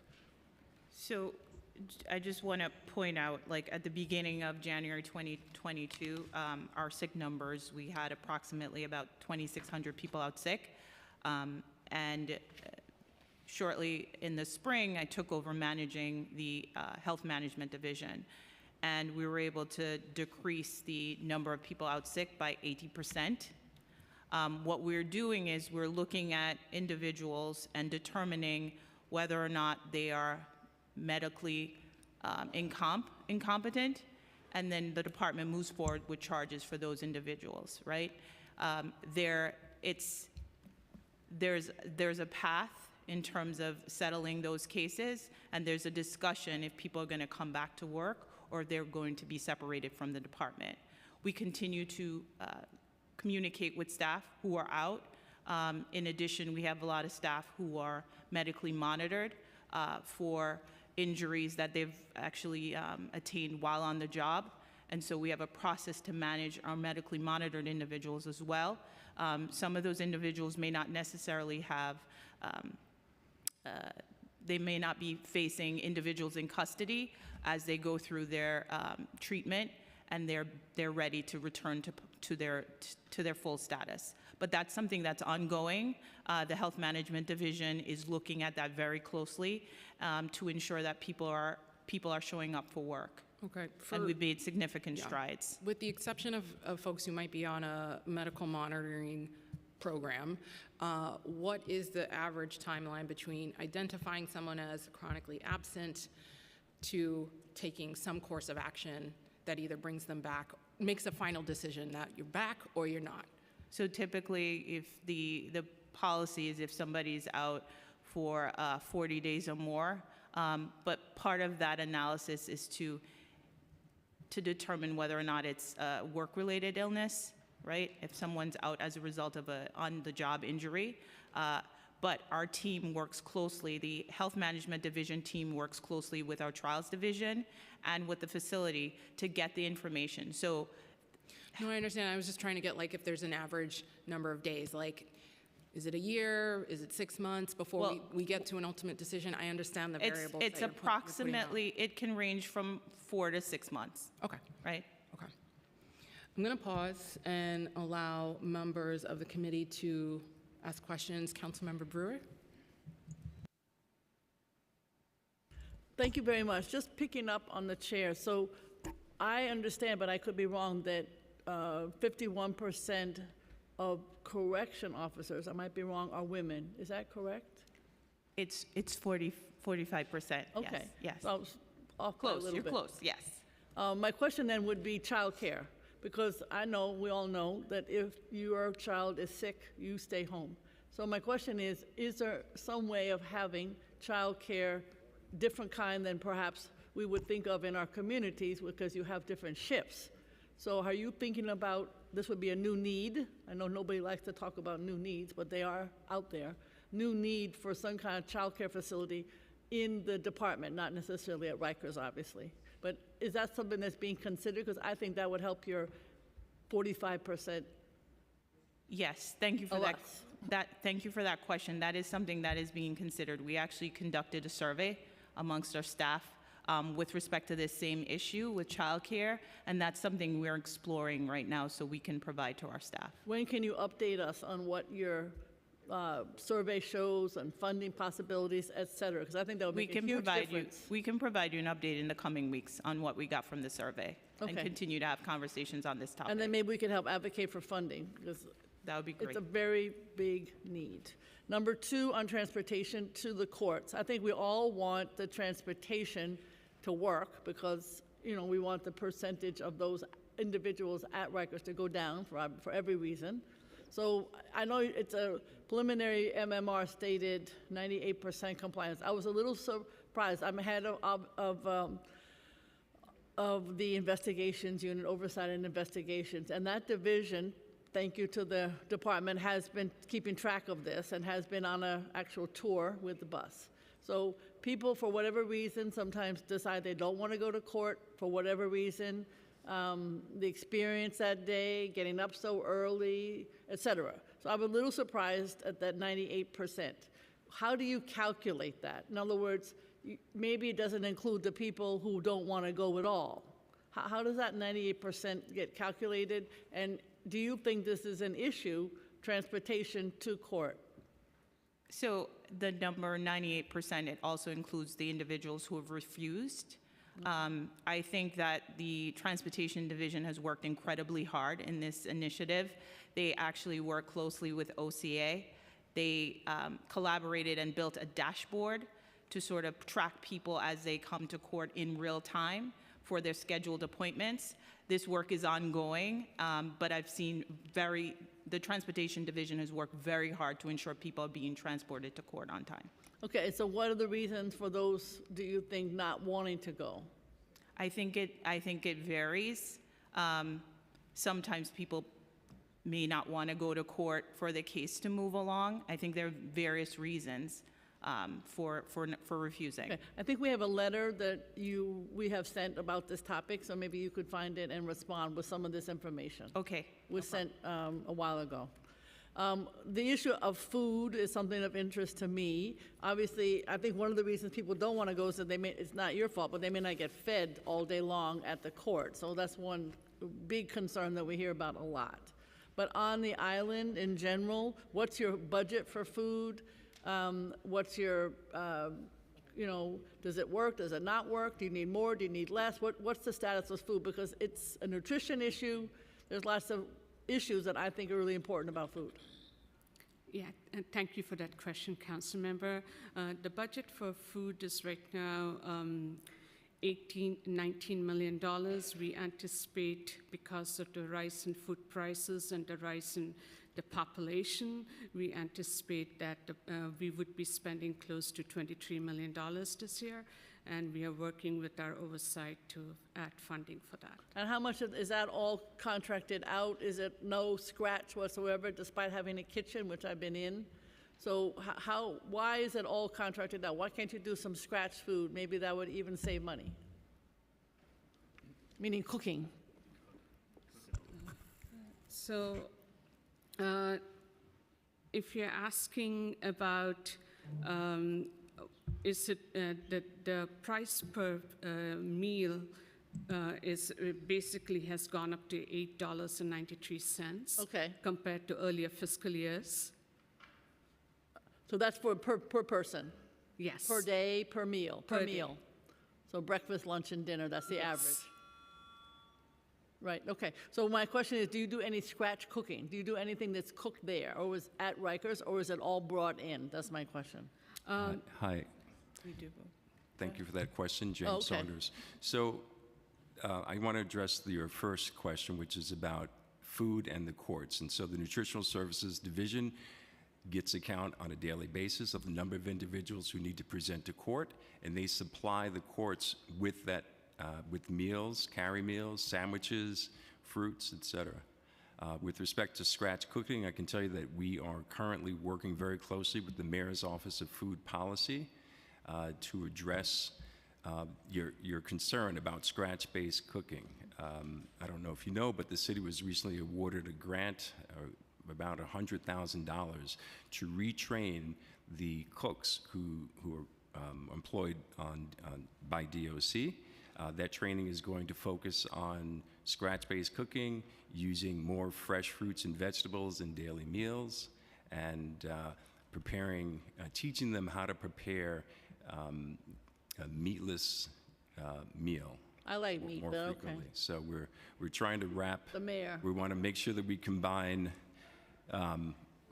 nutritional services along with health services, because you really can't separate those two. You know, you are what you eat. So we want to make sure that we treat the entire person while they are in our custody. I just hope the meatless tastes good. That's what I worry about. Well, we will invite you out for a taste testing That's after okay. that training. That's all right. I've had food at Rikers. It's all right. It's not great. That's the problem is how do you do what people want to eat? But so you're working at. When will that program start, do you think? The one you just described? So the training is, I believe, going to start this April. I can confirm that and send you the schedule of training and the implementation. Okay. We're working with a community-based organization called Hot Bread Kitchen. I know hot bread very well. Okay. One last question. On the mental health, I was there in August. It does, that was when the $14 million was not in existence, and it did seem there wasn't a lot of activity and program going on, I have to tell you. But in terms of mental health issues, we all hope that there will be alternative beds at different public hospitals. That's what we're all hoping for. But while we're waiting for those beds to be available, tell me, again, between correctional health and you, what kind of cost, because this is a budget hearing, is allocated to mental health staff? Now, is that just under correctional health, in which case I know you're not in charge of that, but do you have a budget for mental health, or is it just correctional health? It is just correctional health services. So how do you monitor that? How do you make sure, because you do have a very large number of people who have that challenge. You said that I heard you earlier point out that when people come in, they get assessed. They get assessed by correctional health services. Okay, do you have any sense of whether that's working or not working? Because in the end, of course, you're dealing with it in addition to the correctional health. So we work closely with correctional health services. In particular, DC Saunders meets with correctional health services on a regular basis to monitor people who are coming into our care. DC Saunders, do you want to just talk briefly about that? Sure. So, as the Commissioner indicated, we work very closely with our colleagues at CHS. And so your question goes to the heart of outcomes, I think. Is it working? Is it not working? Correct. I would think that it is working. I think that they have qualified mental health professionals. They have, for example, they have art therapists, they have dance therapists, they have psychologists, psychiatrists, they have nurse practitioners whose focus is in psychiatry. So I think they have the correct staff, and I don't want to speak for them, but I think it does work. And if you think about it, our society is in a mental health crisis. And, with the closing of state facilities, we have seen a higher number of folks with mental health issues coming into our jails. That is placing stress on all of these various systems. And I think CHS is coping with it very well, and we support them by providing our staff with the requisite training that they need to de-escalate crisis, intervene. So I think it's working. Okay. When we reintroduce people back into the community, programs is focused on that. They have a full set of counselors who provide that level of support, who help reintroduce the incarcerated back into programming, into the community. And we also have folks who are Brad H designated, meaning that when we release them, they can only be released during certain hours, and they have to, at some point, contact a mental health provider back into the community. So I think the safety net that's there is working. Okay, it doesn't seem that when you are there, but I'm not there for an extended period of time. You see the individuals in the unit where they're being observed to see their status. And it does seem a little chaotic, but I hear what you're saying. Just finally, so the decree, the great decree, it seems like, Commissioners, that's on the way of being addressed in terms of your future? The Nunez consent decree? Yes. Yes. What's the timing on that, do you think? The timing of terminating the consent decree? I think we have some work to do, and so we are committed to doing that work. Earlier, a few months ago, we were held in contempt for opening a unit without consulting with the monitor, and the judge provided us with 3 provisions to purge that contempt. Happy to say today that we successfully purged that contempt. We continue to collaborate with the monitor, and we are committed to ensuring that people are in jails that are safe and humane, right? Because it's also impacting our staff and people in custody. So we are working towards addressing the provisions in the consent decree, ensuring that we're in compliance, and we are looking forward to telling you when it will be terminated. All right. Thank you, Chair. Thank you, Councilmember Brewer. Councilmember Stevens? Good afternoon. I just have a couple of questions. And so, Commissioner, in your time since you started, or your overall tenure in the agency, have you experienced a time when the department did not have enough resources or staff on duty to properly conduct programming or provide escorts to medical appointments? So yes, I've been at the department for the last 8 years, so there are times when we're not able to provide escorting to medical appointments. In terms of programming, I can have FDC answer that because she manages the division of programs in terms of the escorting. Because I know you have. Very briefly, please. Good afternoon. Very brief. Yes, thank you. There are interruptions. The interruptions occur due to escort. We deployed our division's members on the uniform side to assist. Thank you. Thank you so much. One of the good things about programs is there are people assigned, a uniformed personnel assigned to the programs division to ensure that there are escorts throughout. So there's an ease of that going throughout the day. Absolutely. Thank you. In general, there are higher vacancy rates for higher ranking positions. We see that the department is currently budgeted for a plan of 16 wardens, but only 4 warden positions were active in January. How many facilities does one warden oversees? How many facilities does a uniform warden oversee? Yeah, how many facilities do they oversee? So I think we've, due to the action plan, we've hired outside personnel, and so there are some people who are, they're actually in the rank of assistant commissioner. Okay. All of our facilities are overseen by an assistant commissioner of operations or warden. Okay.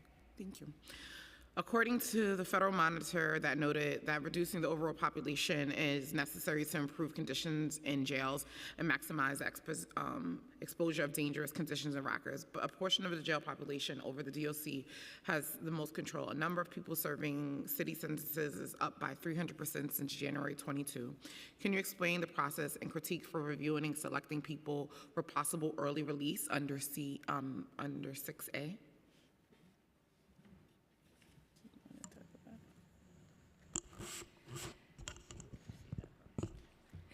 Since I oversee that process as well, council member, I'll be straight and to the point. Thank you.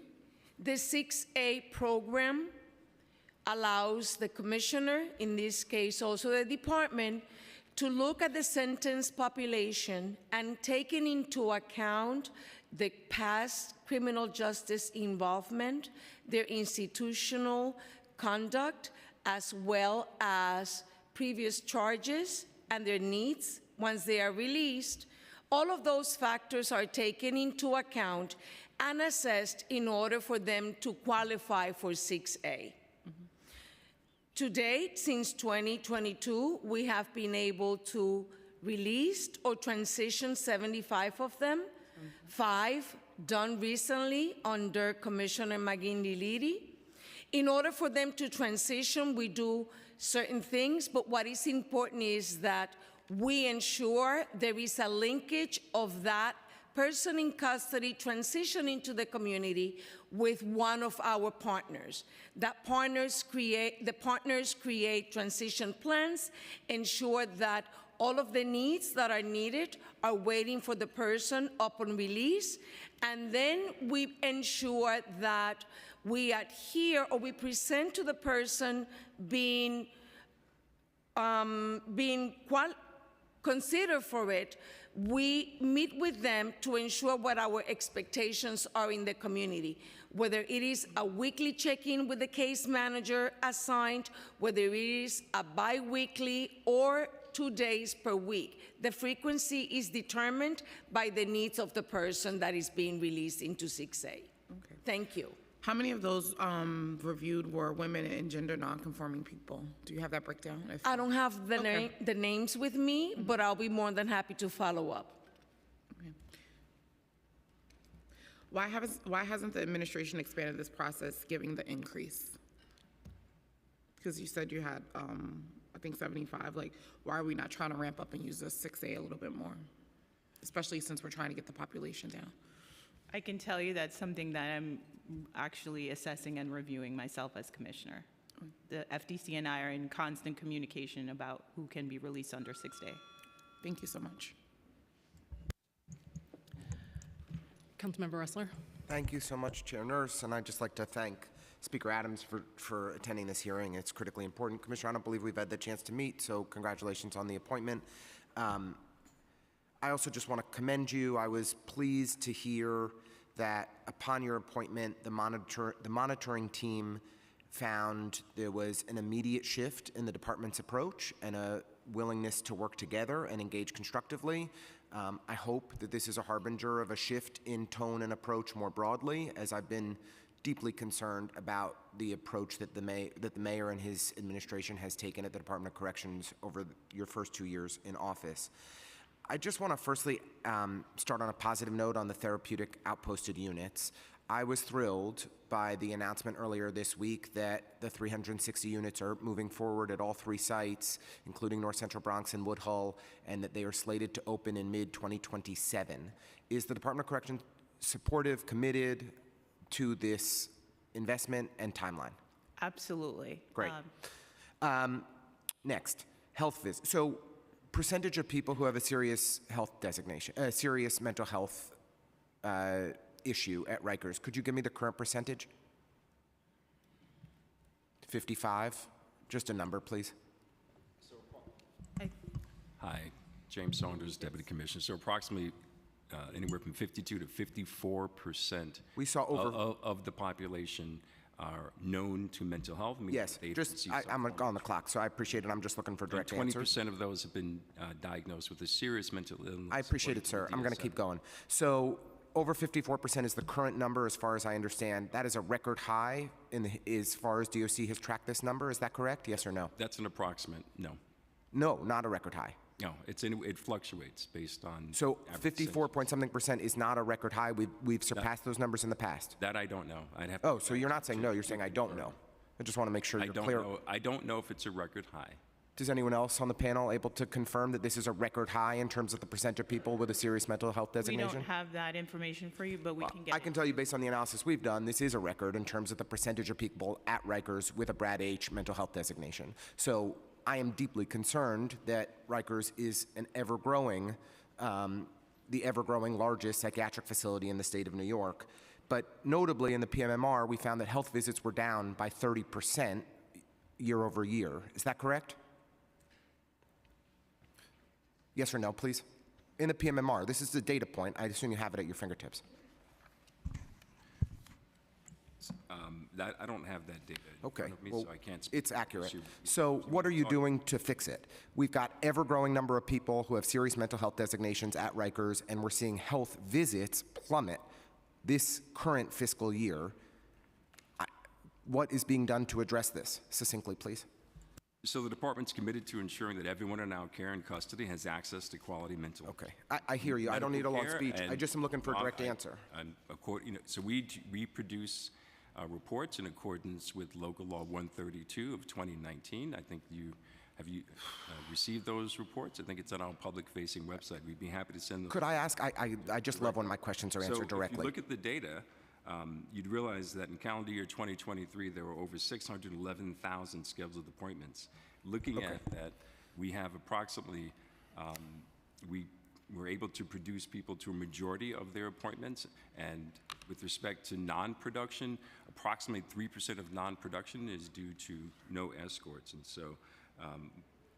so production refusal reasons tracked by DOC can range from I don't want the service, I do not want to go to the service, or I'm not coming now and will come later. So that's some of the data points that we do track, and that is the I understand that, but non-production. could you please stick, I'm on the clock, and I'm asking once again to stick to answering my questions. We've gone from 41% of people with a Brad H designation in 2022 to 55% today, yet health visits are down 30%.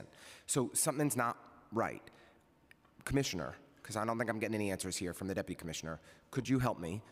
What is being done to reverse this trend and to try and address this? So we are working internally as a department to ensuring people are getting access to minimum standards. The team is actually developing an audit protocol to making sure people are getting what they need. That is ongoing, and we expect to have something in the coming weeks on that. But that is what we're doing. We understand that we have challenges. We know that there are issues. But the first thing is to admit that and to address that. And that is what we are doing. Thank you. We would be very interested in understanding what is being done to further address this. Chair, if it'd be okay for me to just do 2 more topics? Thank you. It's a seriously concerning trend for the health and well-being of the people that are in your care. We've seen 24+ fatalities on Rikers Island since the mayor came into office. So making sure people have access to the health care they need is life and death. And so I raise these issues with the most alarm and concern that I can muster. I'd like to just circle back on one item that the chair raised, which was, I believe, Commissioner, you testified that when somebody is out for non-vacation reasons for 40 days, that's when you take a look at whether you need to assess whether they can continue to stay on the DOC workforce or further invest, you look at their individual case further when the officer is out for more than 40 days. Is that right? Is that what I heard you say? Yes, there's a new policy, but there are several things with respect to that policy, but yes. Because the thing that was really disconcerting to me in the PMMR is that this year DOC is on average that every officer is slated to be out on average 29.3 days. So missing a full month of work for sick or other issues, that's a lot of time that we're losing that officers should be showing up to their job that they're not.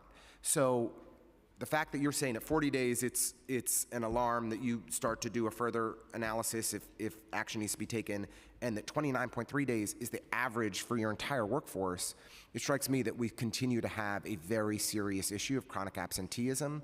And I know this has been a priority of your predecessor. I hope it continues to be a priority for you. We have to get this under control. I actually oversaw the management of the health management division beginning spring of 2022, and it is a concern of mine also to make sure that staff are well, right? It's a difficult job. They work extremely hard. Absolutely. And so we are ensuring that our staff get the assistance and the care and wellness that they need to do their jobs and do it effectively. I appreciate that, and I share very much that sentiment. Last question for me, and it's just something that Councilmember Stevens raised. The hard numbers, if I have them right, on the city sentence population at Rikers, and I appreciate Deputy Commissioner Torres's testimony or comments on this as well, are that we've gone from 142 at the beginning of the mayor's tenure of city sentence individuals to 485 or so today. I believe the number yesterday was 420. 420, okay. We're still that's still 142 to 420 is still a threefold increase since the mayor came into office. So over these 2 years, we've seen the city sentence population triple. As has been noted, this is the one thing that you can directly control in terms of the population at Rikers. We've seen a 30% increase in the total population, but a tripling of the city sentence population since the mayor came into office. Can we get any more firm commitment from you that you're going to aggressively use your 6A powers to reduce unnecessary incarceration and shorten jail terms? I'm going to be reviewing and assessing everyone. The FDC and I meet very regularly on this process, and that is what I will do. I hope that you'll take advantage of the authority that's in your power. Last comment I'll make is just that the council offered to pay for the reentry programming this year. Last year, Deputy Commissioner Torres testified that it was uniquely only a budgetary decision that you all chose to eliminate this reentry programming. We offered to pay for it. The mayor and your team said no. You didn't want the eyes and ears in Rikers. As a result, from June 2022 to July 2022, from that, when the fiscal year shifted, we saw half as many people access reentry programming and services like this as soon as you eliminated that programming. While we appreciate it coming back, the 10 to 15 month timeline that your first deputy commissioner testified to today means that we're going to have about a 2-year period 2-year total period that people don't have access to the reentry services that they need. That is an absolute disaster. It is a failure to the people who are on Rikers Island, who are going to be coming back into our communities, who don't get the support that they need to do better when they're home. And I really just am, we should not, you've done the right thing by putting the money in now. It should never have ever happened, and that is a travesty. So I just have to say that on the record. Thank you, Chair Nurse. I appreciate the time. Thank you, Councilmember Ressler. Just want to build off the jail population reduction and numbers. How long, on average, are people staying at Rikers after sentencing is complete before going upstate?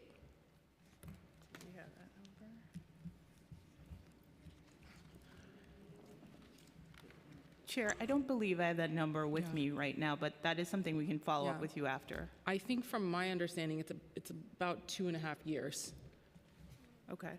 was the average. We would love that follow-up. We would love that follow-up. How long, on average, are people staying at Rikers after being found not competent to stand trial before going to a state mental hospital for treatment? That is another data point that we'll have to follow up with you on. Okay.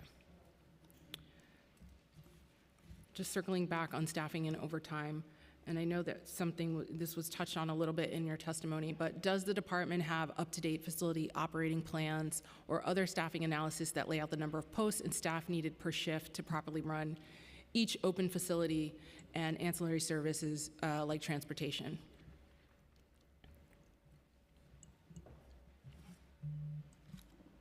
One moment, please.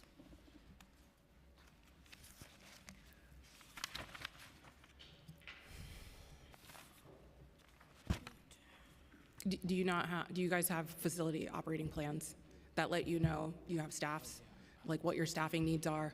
Yeah, we have an operating table of organization. The operating table of organization, yes, we do use it. To give you the number of staff that's required is a magical number based on the number of persons in custody as well as the infrastructure of the facilities. Okay. We just would love to have that analysis provided to the council. Yes, I think ma'am. you mentioned, can you say more about the SMART unit that you said you were launching? It's actually it's already been instituted, and Okay. the chief can actually talk a little bit more about the SMART unit, because that unit is primarily responsible for deploying staff throughout the jails. And so, Chief. Thank you.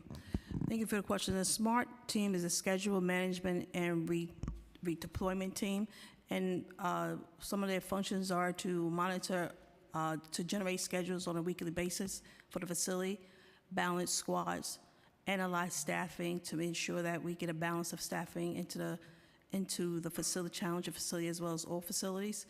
Also, the SMART unit reviews the overtime reduction to make sure that we eliminate overtime in facilities where needed without hampering our security perimeters. SMART team looks at, make sure we do not go into any type of unstaffed posts, triple tours. So the SMART team takes care of all of that on an everyday basis. And how long has this been in use? It's fairly recent. Yes, ma'am. Yes, it's fairly recent. It's on about, I would say, no more than a year. Okay. DOC has a history of under-budgeting uniform overtime spending while using accruals to cover the shortages. In this plan, your agency has a new need of $161.1 million for additional personnel services, primarily driven by overtime for fiscal year 2024. Can you please clarify why the department also included a PEG in this plan that reduces overtime funding in FY24 by $58 million? Thank you for that question. I'm going to turn that question over to DC Servenson.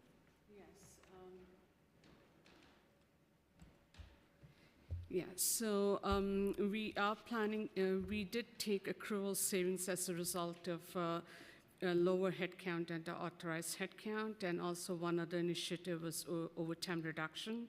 And we plan to achieve these overtime savings through the reassignment of posts, reducing the sick time, as well as civilianization. Okay, is there a correlation between the new need for an increase in PS spending the PEG that reduces PS spending by $30.9 million and the overtime reduction? Yes. Do you have any plans to incentivize staff to work in housing areas to ensure there are enough officers and civilians to deliver essential services for incarcerated people and meet minimum standards? For instance, have you considered allowing officers in housing areas to work 12-hour shifts, fewer days a week, or some other shift incentive? That is something that's ongoing, and we're in further discussions with the federal monitor on staffing. And when will we have some idea of a plan for that? In the coming weeks. Okay, great. I want to turn to the conditions in the facilities. There have been reports of people in custody hand washing their clothing in small sinks, as they often do not have access to laundry as often as necessary. Are all the washers and dryers fully functioning in every unit? So that is something that we're looking into. We had this discussion at a Board of Correction hearing with respect to laundry. I can tell you right after that hearing, I went to that facility where a lot of those complaints arose out of. We are looking into making sure that people are provided with laundered services, and we're exploring if even an outside contractor. But that is also something that we're going to be monitoring with this audit process to ensure that people are getting the minimum standards that they need. Okay. Yeah, I think, some of the reports were that people were washing their clothes in the toilets or wearing their clothes in the showers to clean them. And I know when I visited, I had personally watched people trying to clean their clothes. I mean, it was pretty gross. And so I think that would be an urgent need. Do you have a line item for what the fiscal 2025 budget for laundry services in the city jails is? Do we? And if not, can you follow up with it? We can provide you details. Okay. I don't think so. Okay.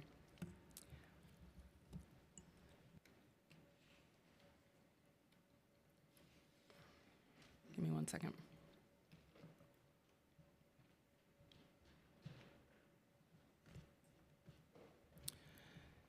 So I want to talk a little bit about deaths in custody. 9 people died in 2023 while in DOC custody.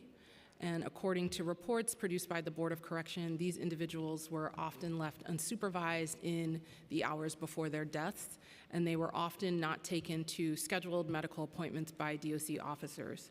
How have the recommendations from the Board of Correction been received by the department, and what actions are being taken to prevent these types of incidents in the future? So every death in custody is a tragedy, and we take it very seriously. I can tell you that the department has done a lot in terms of training officers with respect to utilizing Narcan. As of March 5th, our training numbers for officers, 91%. We're also utilizing, making sure people are trained with CPR training, and also we're constantly having a conversation also with our partners at CHS. Following every death in custody, there's a joint review, joint action review, where we look at the incident and we determine if there are any sort of gaps or inefficiencies or things that we need to address so that it doesn't happen going forward. In addition, we've implemented a suicide prevention committee, and DC Saunders can talk a little bit more about that on all the work that we've been doing, because it's something that we also have provided to the federal monitor, and we just recently got a report from one of the experts who's been working with us through this process, and it was pretty. He acknowledged that we've made a lot of strides in this process. Thank you for the question. James Saunders, Deputy Commissioner. So with respect to deaths in custody and working closely with our colleagues in CHS, as the Commissioner stated, after every in-custody death, there is a joint assessment review, 2 days following the death, 7 days following the death, and 30 days following that death. And so the purpose of that is to determine whether or not there's any immediate, medium range or long range measures that can be taken to remediate any of the causes surrounding the deaths. Last year, we experienced 8 deaths. 2 of those were deemed by the Office of the Chief Medical Examiner to be suicide. We were very concerned with that, obviously, and so we've implemented a suicide prevention task force. That task force is charged with looking at every suicide that is committed. We look at the data. We look at the number of individuals who are placed on suicide watch. And on that committee, we have senior leadership on the mental health side from CHS, as well as senior leadership on the operations side. So there's a lot more collaboration surrounding controls that can be put in place to prevent suicides. Okay, thank you for that. I mean, I think I'd be curious to see what how those recommendations are different from what we've been seeing from reports. It seems from the Federal Monitor, it seems that consistently when they look at the deaths and the suicides, it was, a lack of people being on their post or doing their tour consistently, or not, getting the next up in the chain to come down, or not providing first aid and CPR. So what are you doing to ensure that you have adequate staffing in the housing units, in the jails, and to keep them at their post and making sure that they're doing their tours on time? So after every death, we conduct a very, very thorough investigation that's conducted by the forensic unit and our operations, right, the folks on the operations side. And I can tell you with respect to deaths where there were findings where the officers were not conducting meaningful tours, they were appropriately disciplined.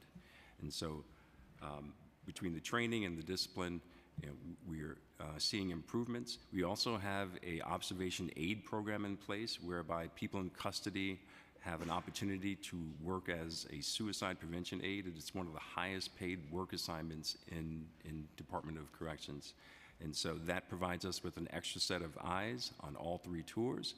Their job is to, again, serve as that extra set of eyes, not to intervene, but to alert the officers who themselves have to conduct meaningful tours. And so it seems that one of the things that we saw in some of the reports were that the accountability measures were, 2 weeks, someone off, an officer off. Someone dies, and then there's 2 weeks of a period where they're just off.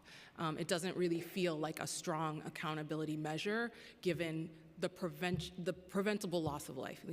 An intervention could have been made had someone been at their job, doing the work that they're supposed to be doing in the right place in the right time, or providing first aid. So I'd love to, if you could, in the follow-up, give us more information about the unit you just mentioned, or the suicide watch. So the observation aids. Observation aid, share yeah. that policy and the staffing levels currently.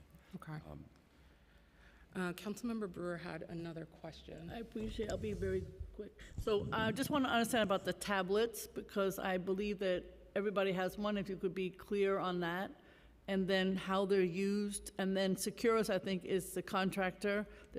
I want to know what their contract budget is, how long it is, and then there was a concern about privacy on that particular contract. Those are my questions. You want to just talk about the budget? Thank you for your question, Councilmember.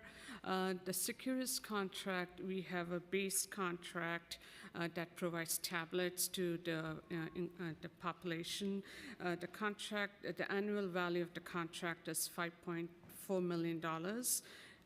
And the contract, the renewal contract ends in the end of this calendar year 24. Okay, are there any concerns about privacy? How is that handled in terms of people's information?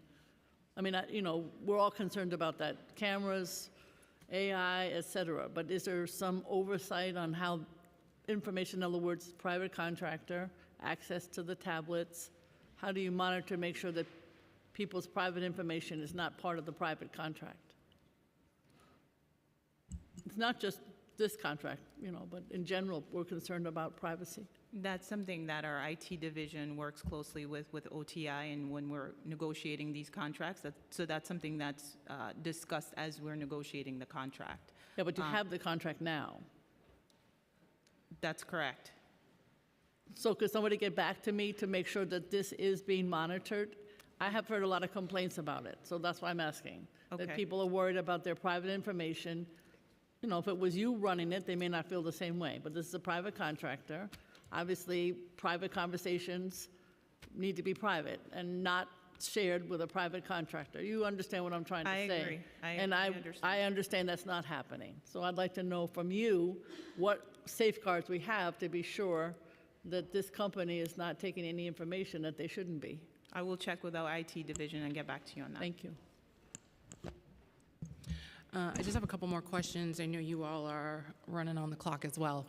I wanted to talk about the use of chemical agents or pepper spray.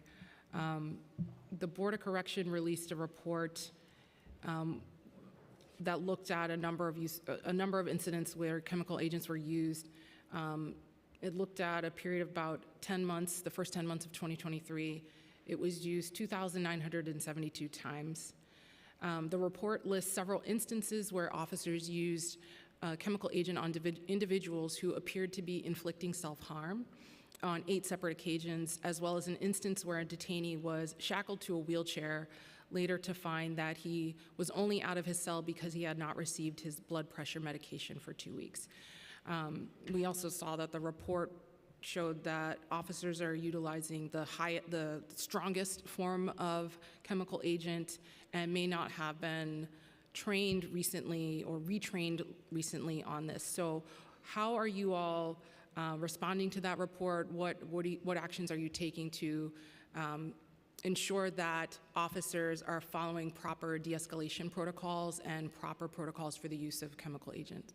So we just received that report, so we are looking through that report internally. We're actually presenting at a Board of Correction hearing next week to go through it, but we're still going through it right now. And we could follow up with you in terms of what steps we're going to take, but that's still ongoing internally. Okay. I breezed through that in a day and had some pretty clear recommendations.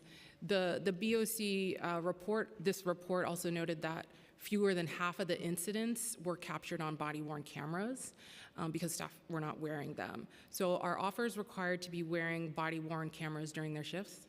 Yes, they are, and we are looking into that in terms of a training point with ADC Johnson and his team. Okay. And what actions were taken in response to officers who were found not to be wearing that during some of these instances? Again, I don't have all the information with respect to that report, but we can follow up with you afterwards. Okay. Just a couple more questions. How much money did the department spend to settle misconduct cases in FY23?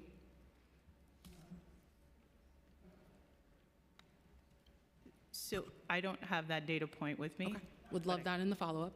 And if you could include year-to-date for FY24 as well, and if you have any projections for FY25. I have one last question from Councilmember Narciso. I had to leave earlier, and then it is my last question. We understand that DOC operates several energy generators on Rikers Island that burn gas and diesel fuels. DOC has filed an application to remove the pollution limits from the state that the state puts on the facility. This would increase the amount of air pollution incarcerated people, workers on Rikers Island, and in surrounding communities are exposed to. Is this project moving forward in 2024? How much is budgeted? And if you've spent any money on consultants for this project? Good afternoon. I'm Deputy Commissioner Patrick Ben, DOC. I'm in charge of FMRD, so engineering falls under me. Yes, the generator pollution project is moving forward, and the exact numbers, I don't know off the top of my head. I will have to get back to you with it, but yes, it is moving forward to remove the pollution. Okay.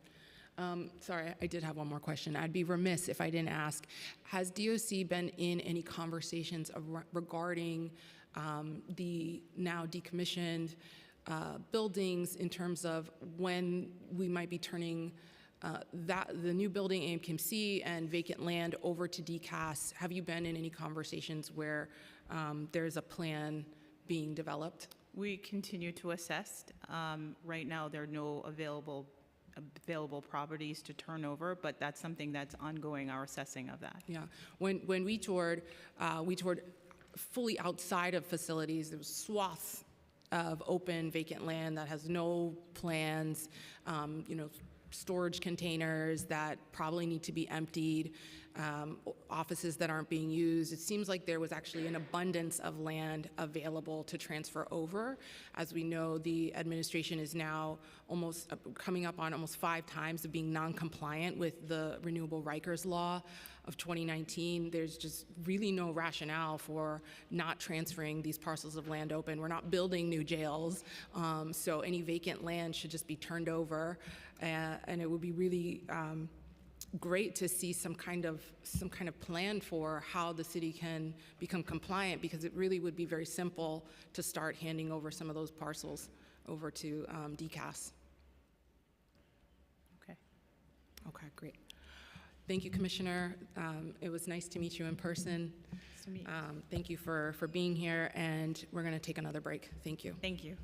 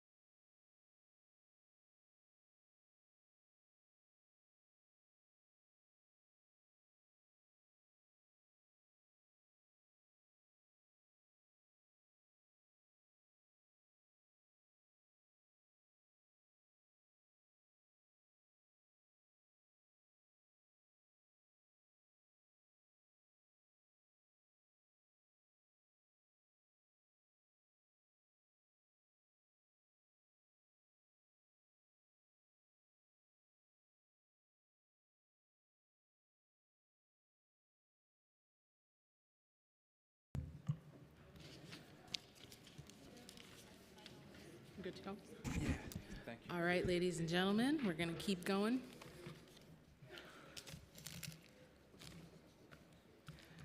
Welcome.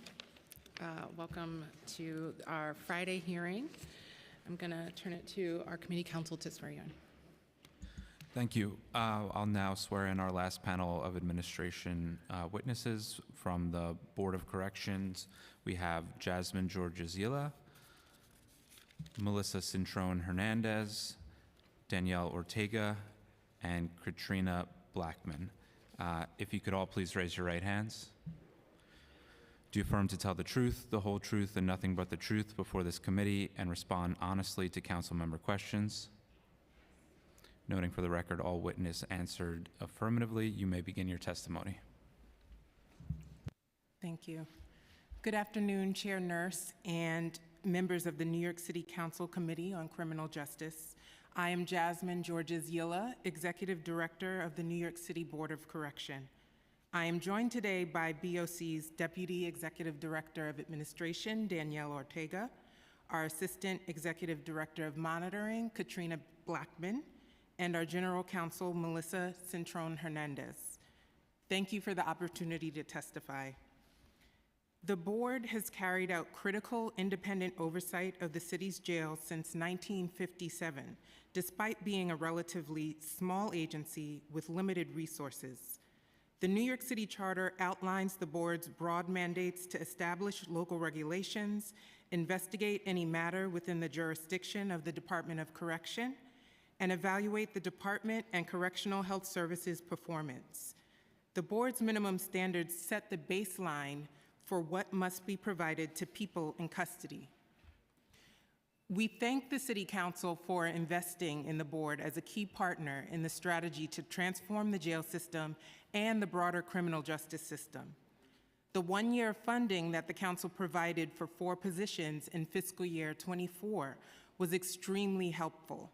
Indeed, despite 6 employee separations in the past year, we were able to hire 2 additional correctional standard review specialists to monitor the jails, and we created and filled a director of appeals position and an assistant executive director of intergovernmental affairs position.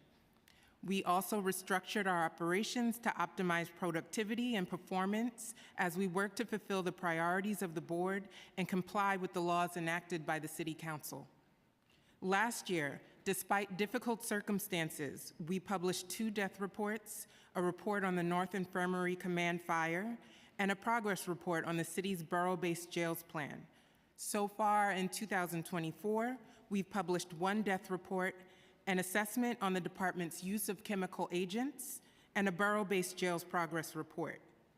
In 2024 and beyond, we are committed to providing more frequent and timely reporting centered on deaths, serious incidents, and minimum standard compliance. With more resources, we can do much more. Despite the board's huge mandate and ambitious goals, we are a very small agency with an expense budget of $3.17 million, which supports a headcount of 29 positions in fiscal year 2025. At present, the board has 24 active staff and 9 vacant positions, which we are working to fill. As part of the fiscal year 25 financial plans, the board sustained budget reductions totaling $672,000 in fiscal year 24 and $313,000 in fiscal year 25, a part of citywide programs to eliminate the gap. The cuts included the agency's loss of 2 full-time positions in fiscal year 24 and the out years, a research and compliance associate position, and a special investigations coordinator position. For an agency as small as the board, this will present serious challenges to meeting our charter and legislative mandate. Indeed, these cuts reduce the board's already small research operations by 25%, a move from 4 to 3 research staff, and we currently only have 1 research and compliance associate due to 2 separations. This loss impedes the agency's progress towards robust and timely data reporting. Following the council's historic vote to fund new jail construction and close Rikers Island, This is a moment for the expansion of independent jail oversight, not retraction. As it stands, the board's fiscal year 25 budget represents 0.3% of the budget of the department. Adjusting our fiscal year 25 funding and headcount to our initial fiscal year 24 budget, which is 35 positions and $3.8 million, which amounts to just $673,000, will allow us to meet our mandates more effectively. In fiscal year 25, the board requires additional funding to increase its staff so we can consistently publish data-driven reports, meet requirements set by City Council, increase public engagement, and monitor conditions of confinement for the thousands of people in custody during DOC's 24-hour operation. Specifically, the board is seeking funding for 20 new positions across the agency and the ability to fill 4 additional positions using existing vacancies. Monitoring staff are critical to BOC's mission. We currently have only 12 monitoring staff who work in the jails, court pens, and hospital jail wards, speaking to people in custody and resolving complaints about conditions of confinement. As you know, there are thousands of people in custody. Yesterday, there were 6,246 people in the department's care. Funding to expand the board's monitoring operations is crucial because live and fundamental fairness are at stake. Furthermore, it is vital that BOC have sufficient headcount to thoroughly research and understand the numerous data points and material that we receive from both DOC and CHS. While we anticipate having a Director of Research and Monitoring Compliance join our sole Research and Compliance Associate later this month, there is still a need to increase the research staff and analytical capacity of our agency. Funding for 5 additional research staff will support our commitment to evaluating and analyzing operations and outcomes in the jails, increasing transparency and timely data sharing. We also request more funding and headcount for our legal team. The Special Investigations Unit is a 2-person unit responsible for investigating various incidents within DOC's facility. This includes deaths in custody, unresponsive persons in custody, fires on any other incident that falls under the unusual incident category. An additional Special Investigations Coordinator would allow the board to identify many more incidents in custody and is essential for the board to fulfill its mandate to investigate incidents in custody and issue timely public reports. The Special Investigations Unit would also benefit greatly from a part-time doctor or nurse practitioner with the expertise to analyze medical records, give independent advice, and help lead the joint reviews with the CHS staff. Moreover, to support the agency's vital work related to visit appeals and its impact on both incarcerated persons and their loved ones, BOC requests 1 position and associated funding to hire an appeals coordinator to join our 1-person appeals unit. More funding and headcount will also bolster our violence prevention unit. More resources will allow the Violence Prevention Unit to conduct routine assessments of matters of violence in the jails and issue more frequent comprehensive reports that make recommendations in areas of key correctional planning. Additionally, the agency currently does not have any staff dedicated to monitoring the standards on the elimination of sexual abuse and sexual harassment under the Prison Rape Elimination Act. We are requesting funding to add 1 PREA research associate and 1 PREA coordinator to the violence prevention team. These new positions would allow BOC to routinely assess DOC's compliance with the PREA reporting provisions, conduct annual audits of DOC's closing memos on investigations of sexual abuse and harassment allegations, analyze sexual abuse and harassment allegations, and closely monitor the housing decisions for transgender individuals in custody. The board's General Counsel Office is also a 1-person unit. Currently, our General Counsel handles all requests made under the Freedom of Information Law, all policy and rulemaking matters, and serves as the agency's chief contracting officer and records management officer.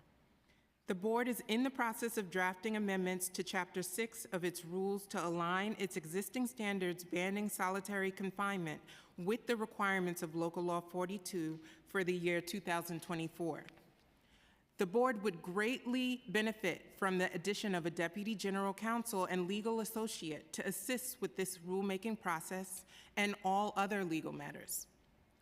We also request more funding and headcount for our administration and IT units. Specifically, we need a dedicated staff person to work on human resources and EEO matters and a dedicated budget analyst.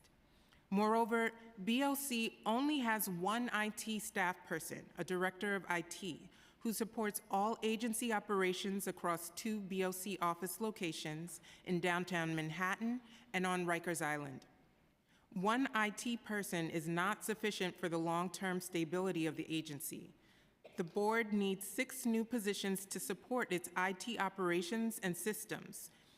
BOC has previously requested funding for a new secure information technology and data management system that will keep pace with DOC's transition to new technology and the board's mandates to investigate and evaluate jail conditions and monitor compliance with the minimum standards.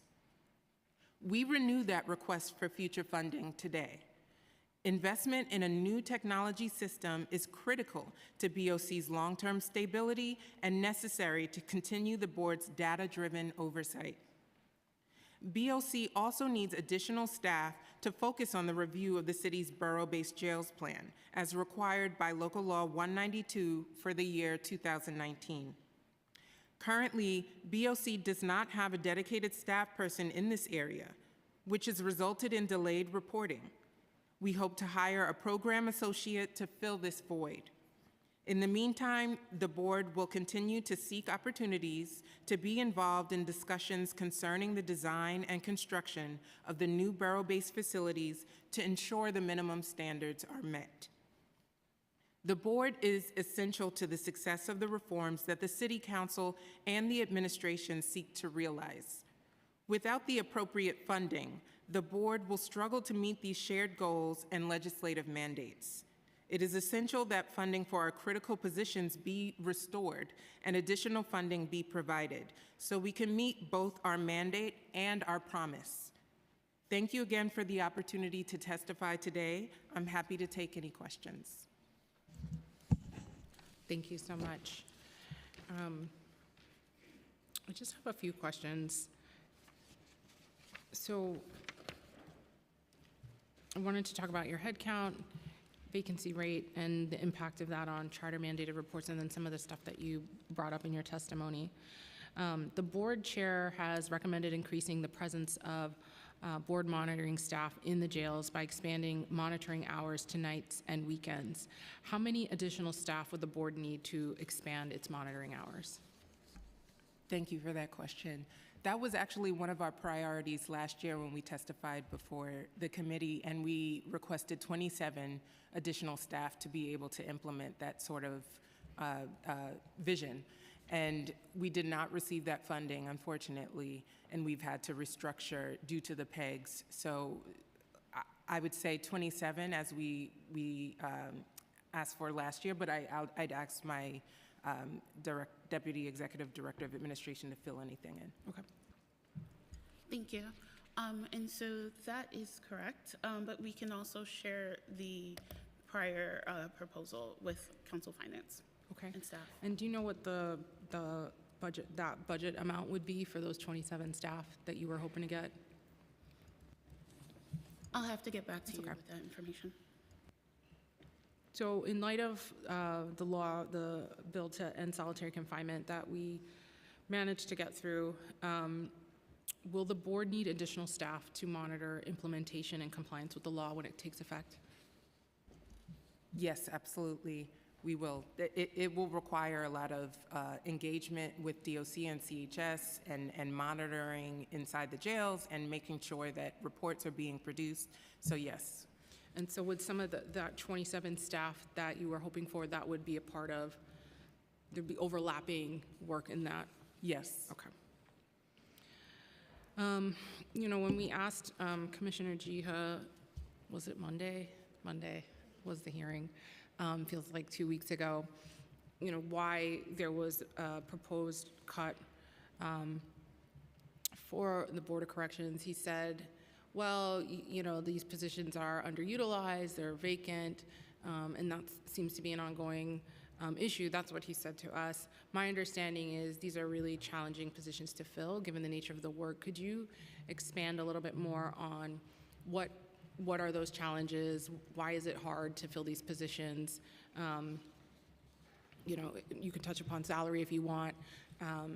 That we could use in advocating for more funding for you all. Yes, I would say the challenge, at least this year, has been the hiring freeze. We actually had postings for a part-time position that would assist our Special Investigations Unit to review medical documentations. We had to pull that due to the hiring freeze. We also had a part-time HR specialist that we were going to hire for. So the nature of monitoring inside the jails is definitely difficult, but we want to increase our staff so we can accomplish our mandate. So we should not be restricted by hiring freezes or anything of the such, and we will definitely wholeheartedly move forward with filling any vacancies. Right, and we argue that this is a key function of public safety, which was one of the exemptions for some of the folks from having a hiring freeze. Prior to the hiring freeze, what type of outreach had been done by the board to try to fill these positions? Sure. So the board, so I just want to talk a little bit about pre-hiring freeze a little bit, because when we talk about our vacancies and we talk about our vacancies rates, in fiscal year 23, the board actually did make growth in increasing its headcount, increasing its active staff from 23 to 28, right? And so as you start the fiscal year, it further displays that the impact of the hiring freeze to the fact that we're now at 24, right? So just to kind of talk a little bit about our vacancies and give context that we are trying and we are working. So what did we do? So our postings, when we post them, we post them on Jobs NYC. We also post them on our website. And, to the fact that opportunities for internal promotion are important, we also spread them around internally so that our staff are aware. One of the things that we are looking at is how in the future, as we have opportunities to hire, is to make more public our vacancies and our postings. And that includes working for job boards such as LinkedIn and Indeed, and also looking at opportunities with criminal justice schools.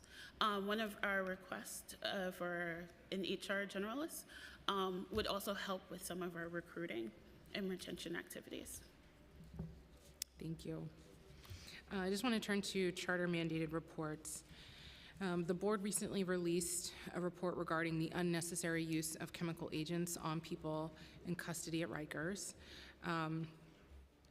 The DOC commissioner testified that they're going through it, but could you please share for the record the recommendations that the board has, or any that you particularly would like to highlight, recommendations that you've made to the department in order to avoid unnecessary use of these chemicals moving forward?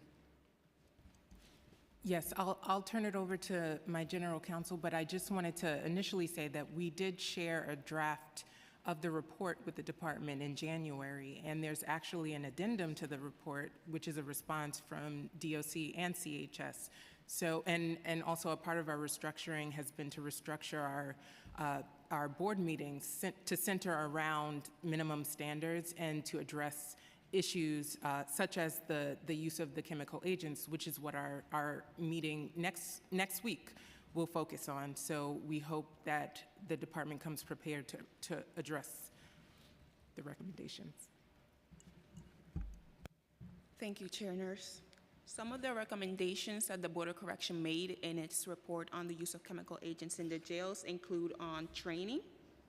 The department should closely examine the current chemical agent training for both officers and captains. That also relates to recertification. One of the findings was that officers are not getting recertified on a timely basis, and that a very small percentage of captains are not getting recertified. So one of the recommendations is to increase its training pace. In the aspect of monitoring, we noted that there are issues with completing use of force reports. So one of the recommendations that we made is identifying incomplete or incorrect use of force reports, ensuring that officers with expired OC training certifications are not issued OC handheld units, assessing the availability and response time of captains to calls for assistance. We also made recommendations when it comes to their policies. So where applicable, the department should revise its current chemical agent policies and practices related to the following concerns. The authorization for the use of MK9, which is the very strong chemical agent that is usually used for crowd control. Revise the anticipated use of force tracking and reporting protocol. Expand the use of body-worn camera use in the jails to always be on during the full shift. Attempt mental health interventions prior to chemical agent deployment, and review lower strength handheld OC units. Now, appended to our report, the department did include some information about how they reviewed the report and some of the recommendations that they will take into consideration, including reviewing the trainings and ensuring that officers and captains are trained. Thank you for that. And the commissioner did testify that she was preparing to come to you all with some response. So hopefully that happens. I think it's one of my last questions. I maybe have a couple, just two more. The board's compliance dashboard of DOCs and correctional health services, sexual abuse and harassment minimum standards related reporting haven't been updated since mid-2022.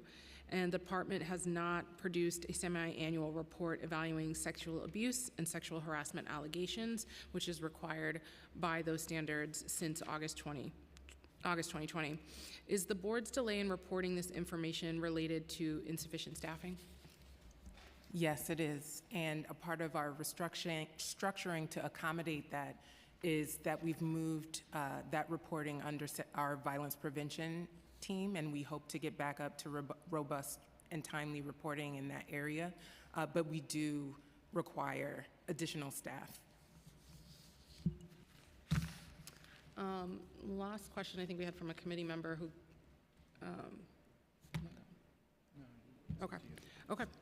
Okay, I guess we have no further questions. Is there anything that you would like to add to anything that you've heard today, anything you'd like the council to know while you're here at the table? No, we just really want to thank the council for always supporting.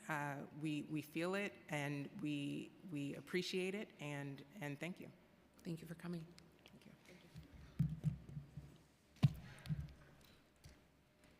Ready? Yeah. Okay. All right, thank you all for being here, and happy Friday. We're going to transition to testimony. I'm going to kick it over to our committee counsel. Thank you, Madam Chair. We will move on to public testimony. So just a quick announcement for those wishing to testify in person, please see the sergeant at arms in the back of the room and fill out a testimony slip. Even if you registered online, please fill out a testimony slip with the sergeants. All testimony must be on topic. This hearing is being live streamed and recorded. Witnesses may not use a recording device to film themselves or the proceedings while they are testifying. For those wishing to testify and are on Zoom, after the in-person testimony, we will move on to virtual testimony. Those on Zoom will be called and promptly unmuted. And we will be limiting public testimony today to 3 minutes each. With that, I'll call up the first panel, which includes Hannah Mae Powers, Dalvins K. Powell, Amanda Berman, Barbara Hamilton, and Sebastian Solomon.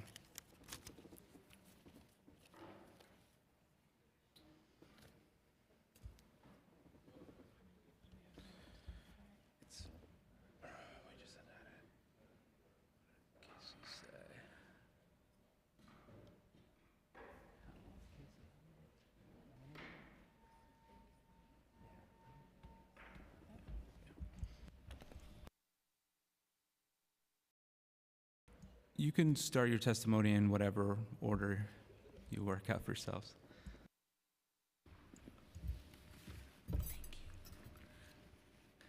Good afternoon. I was going to say good morning. Good afternoon, Chairperson, Nurse, and members of the committee. My name is Dalvany Powell, and I'm the President of the United Probation Officers Association.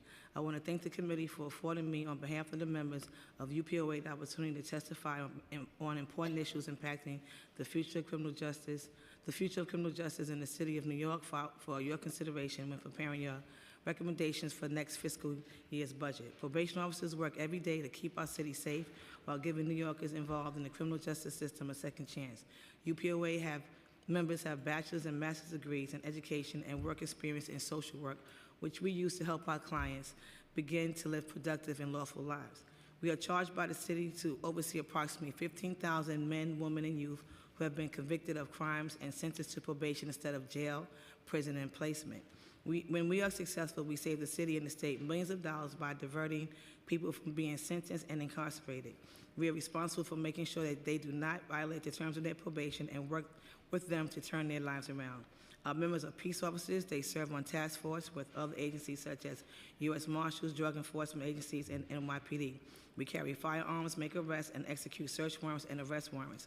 Despite the role we play in law enforcement, our members are considered civilians rather than law enforcement officers, which impacts our salaries and benefits. Currently, we have approximately 668 probation officers, supervising probation officers serving this Department of Probation.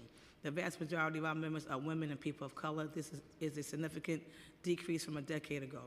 Prior to the Bloomberg administration, there were approximately 1,550 probation officers working in New York City. Over the past several years, staffing levels at the Department of Probation have reduced by more than 50%. I am also providing you with the DOP's resignation rate from January 2018 to December 2022. As staffing levels have decreased, our workload has continued to increase. This is in part due to bail reform and raise the age, which have increased the number of the clients served on probation. This cannot continue. To be able to perform our duties and responsibilities, we need more support and your help. In June 2023, I was invited by DCAS to testify in a public hearing to consider a proposal to temporarily classify 3 titles in a non-competitive class under the Hiring Emergency Limited Placement known as HELP program. Unfortunately, we met the criteria, and I'm also providing you with the notice for your review. The Department of Probation has issues with retention and recruitment. Our members are leaving for higher paying positions in the criminal justice system. This includes other law enforcement agencies in New York City, as well as probation departments in neighboring counties.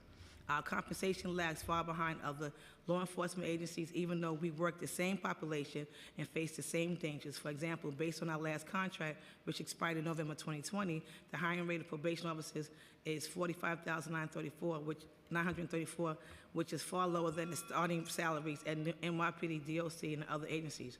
Although there's a salary range for our title, the majority of our members are suppressed at the lower end of the range with almost no opportunity to earn more to reach the top salaries. Compared to other probation departments, our salaries are lowest in the metropolitan area, including Nassau, Suffolk County, and Westchester County. We do the same work as probation officers in nearby jurisdictions and deserve the same pay.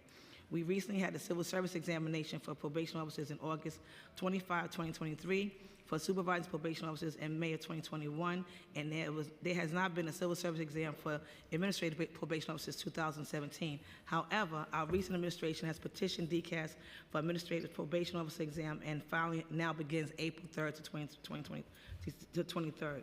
We have begun to work with the mayor's office to address some of these changes and are hopeful that the newly appointed Department of Probation Commissioner Juanita Holmes and her team will be receptive.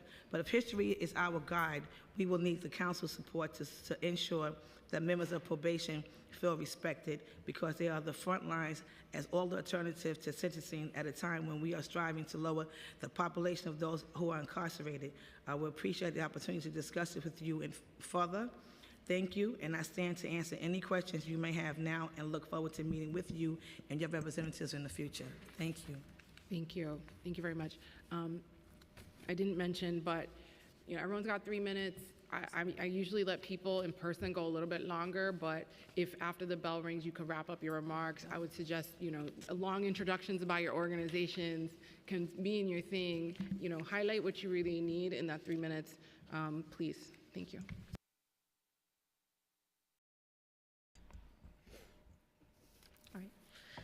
Good afternoon, Chair Nurse, and thank you also to the members of the Criminal Justice Committee for holding this hearing today.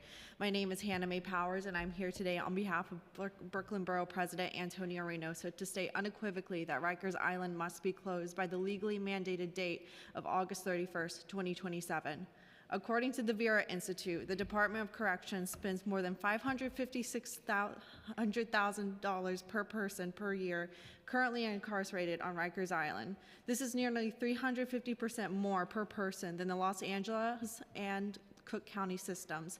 Yet Rikers Island remains in a humanitarian crisis. Even a single death of an incarcerated person is too many. However, 30 people have died on Rikers Island alone since January 2022.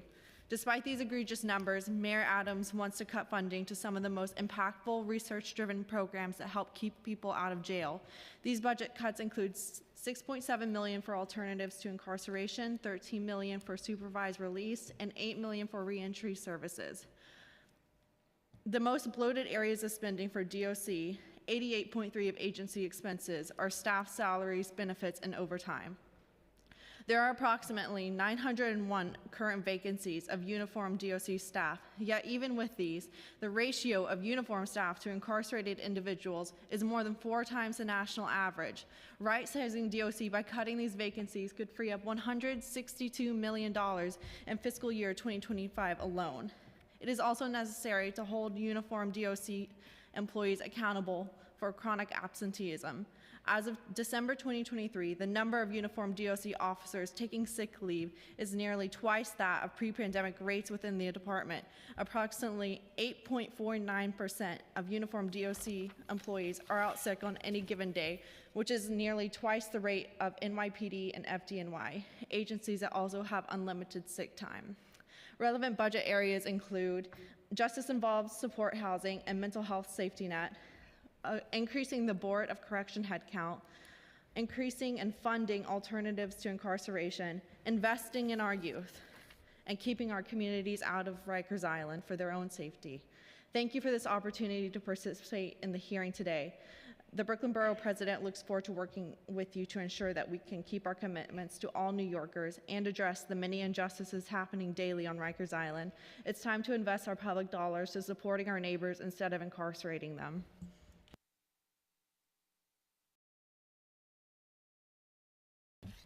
Good afternoon, Chair Nurse and esteemed staff of this committee. My name is Amanda Berman. I'm here today on behalf of the Center for Justice Innovation. And I'm here to talk a little bit more about the critical need that we face for continued funding of alternatives to incarceration and alternatives to detention, which I know you know full well, Chair Nurse, how critical they are. They are critical to the goals of closing Rikers, improving public safety, and also producing much needed cost savings. And as you said, Chair, earlier today in your opening remarks, we should be doubling down in this moment on programs that have proven track records of reducing recidivism and promoting healing in this moment. At the Center for Justice Innovation, our work spans every borough of the city and the entire justice continuum, beginning with community-based prevention efforts through pre-arraignment diversion and pretrial supervision to alternatives to incarceration for both felonies and misdemeanors. And not only do we provide these services, but we also study them. We evaluate everything that we do to identify what works and spread best practices in the field to produce better outcomes. What do those better outcomes look like? For our participants, it means meeting their immediate needs to provide a better sense of stability and assessing their long-term needs and goals and connecting them to resources and services that are designed to set them up for longer-term success, whether that be part of their mandate with us or to follow up on a voluntary basis for them after their case is over. So this also includes mental health, substance use services, of course, education and employment, and housing, just to name a few. And throughout that process, we center the dignity of every person that we serve and the humanity of every one of our participants. And better outcomes are also captured in our data, and that data is often reflective of what we know to be the research and the data in the field more broadly around alternatives like this. So for example, our Brooklyn Mental Health Court works with participants who have serious mental illness and have been released to our program as an alternative to incarceration on serious felony charges. And we have a proven track record of reducing recidivism. Our active participants in that court are 46% less likely to be rearrested while they're engaged with us. And the graduates are 29% less likely to be reconvicted. Similarly, through our work at the Red Hook Community Justice Center, we've also managed to reduce recidivism, 10% for adults, 20% for juveniles, and also resulted in cost savings of $6.8 million a year. And finally, in our supervised release program, which we operate in the boroughs of Brooklyn and Staten Island, we serve nearly 9,000 participants a year to ensure that they return to court. I'll wrap up if you'll indulge me with just another moment. In supervised release, we are making sure participants return to court and then connecting them with services to make sure they have the stability we need. We have an impressive 90% adherence rate in that program, even as we serve people with the most serious charges. And I know that we have been in a moment where there's a lot of discussion right now about Rikers closure and whether it is feasible to meet the deadline of 2027. And as we see the population increase, and I think it's clear we know what the answers are. We have those tools. We know that these programs work and they can bring the Rikers population down. And it is just critical we continue to invest. So thank you for your time today.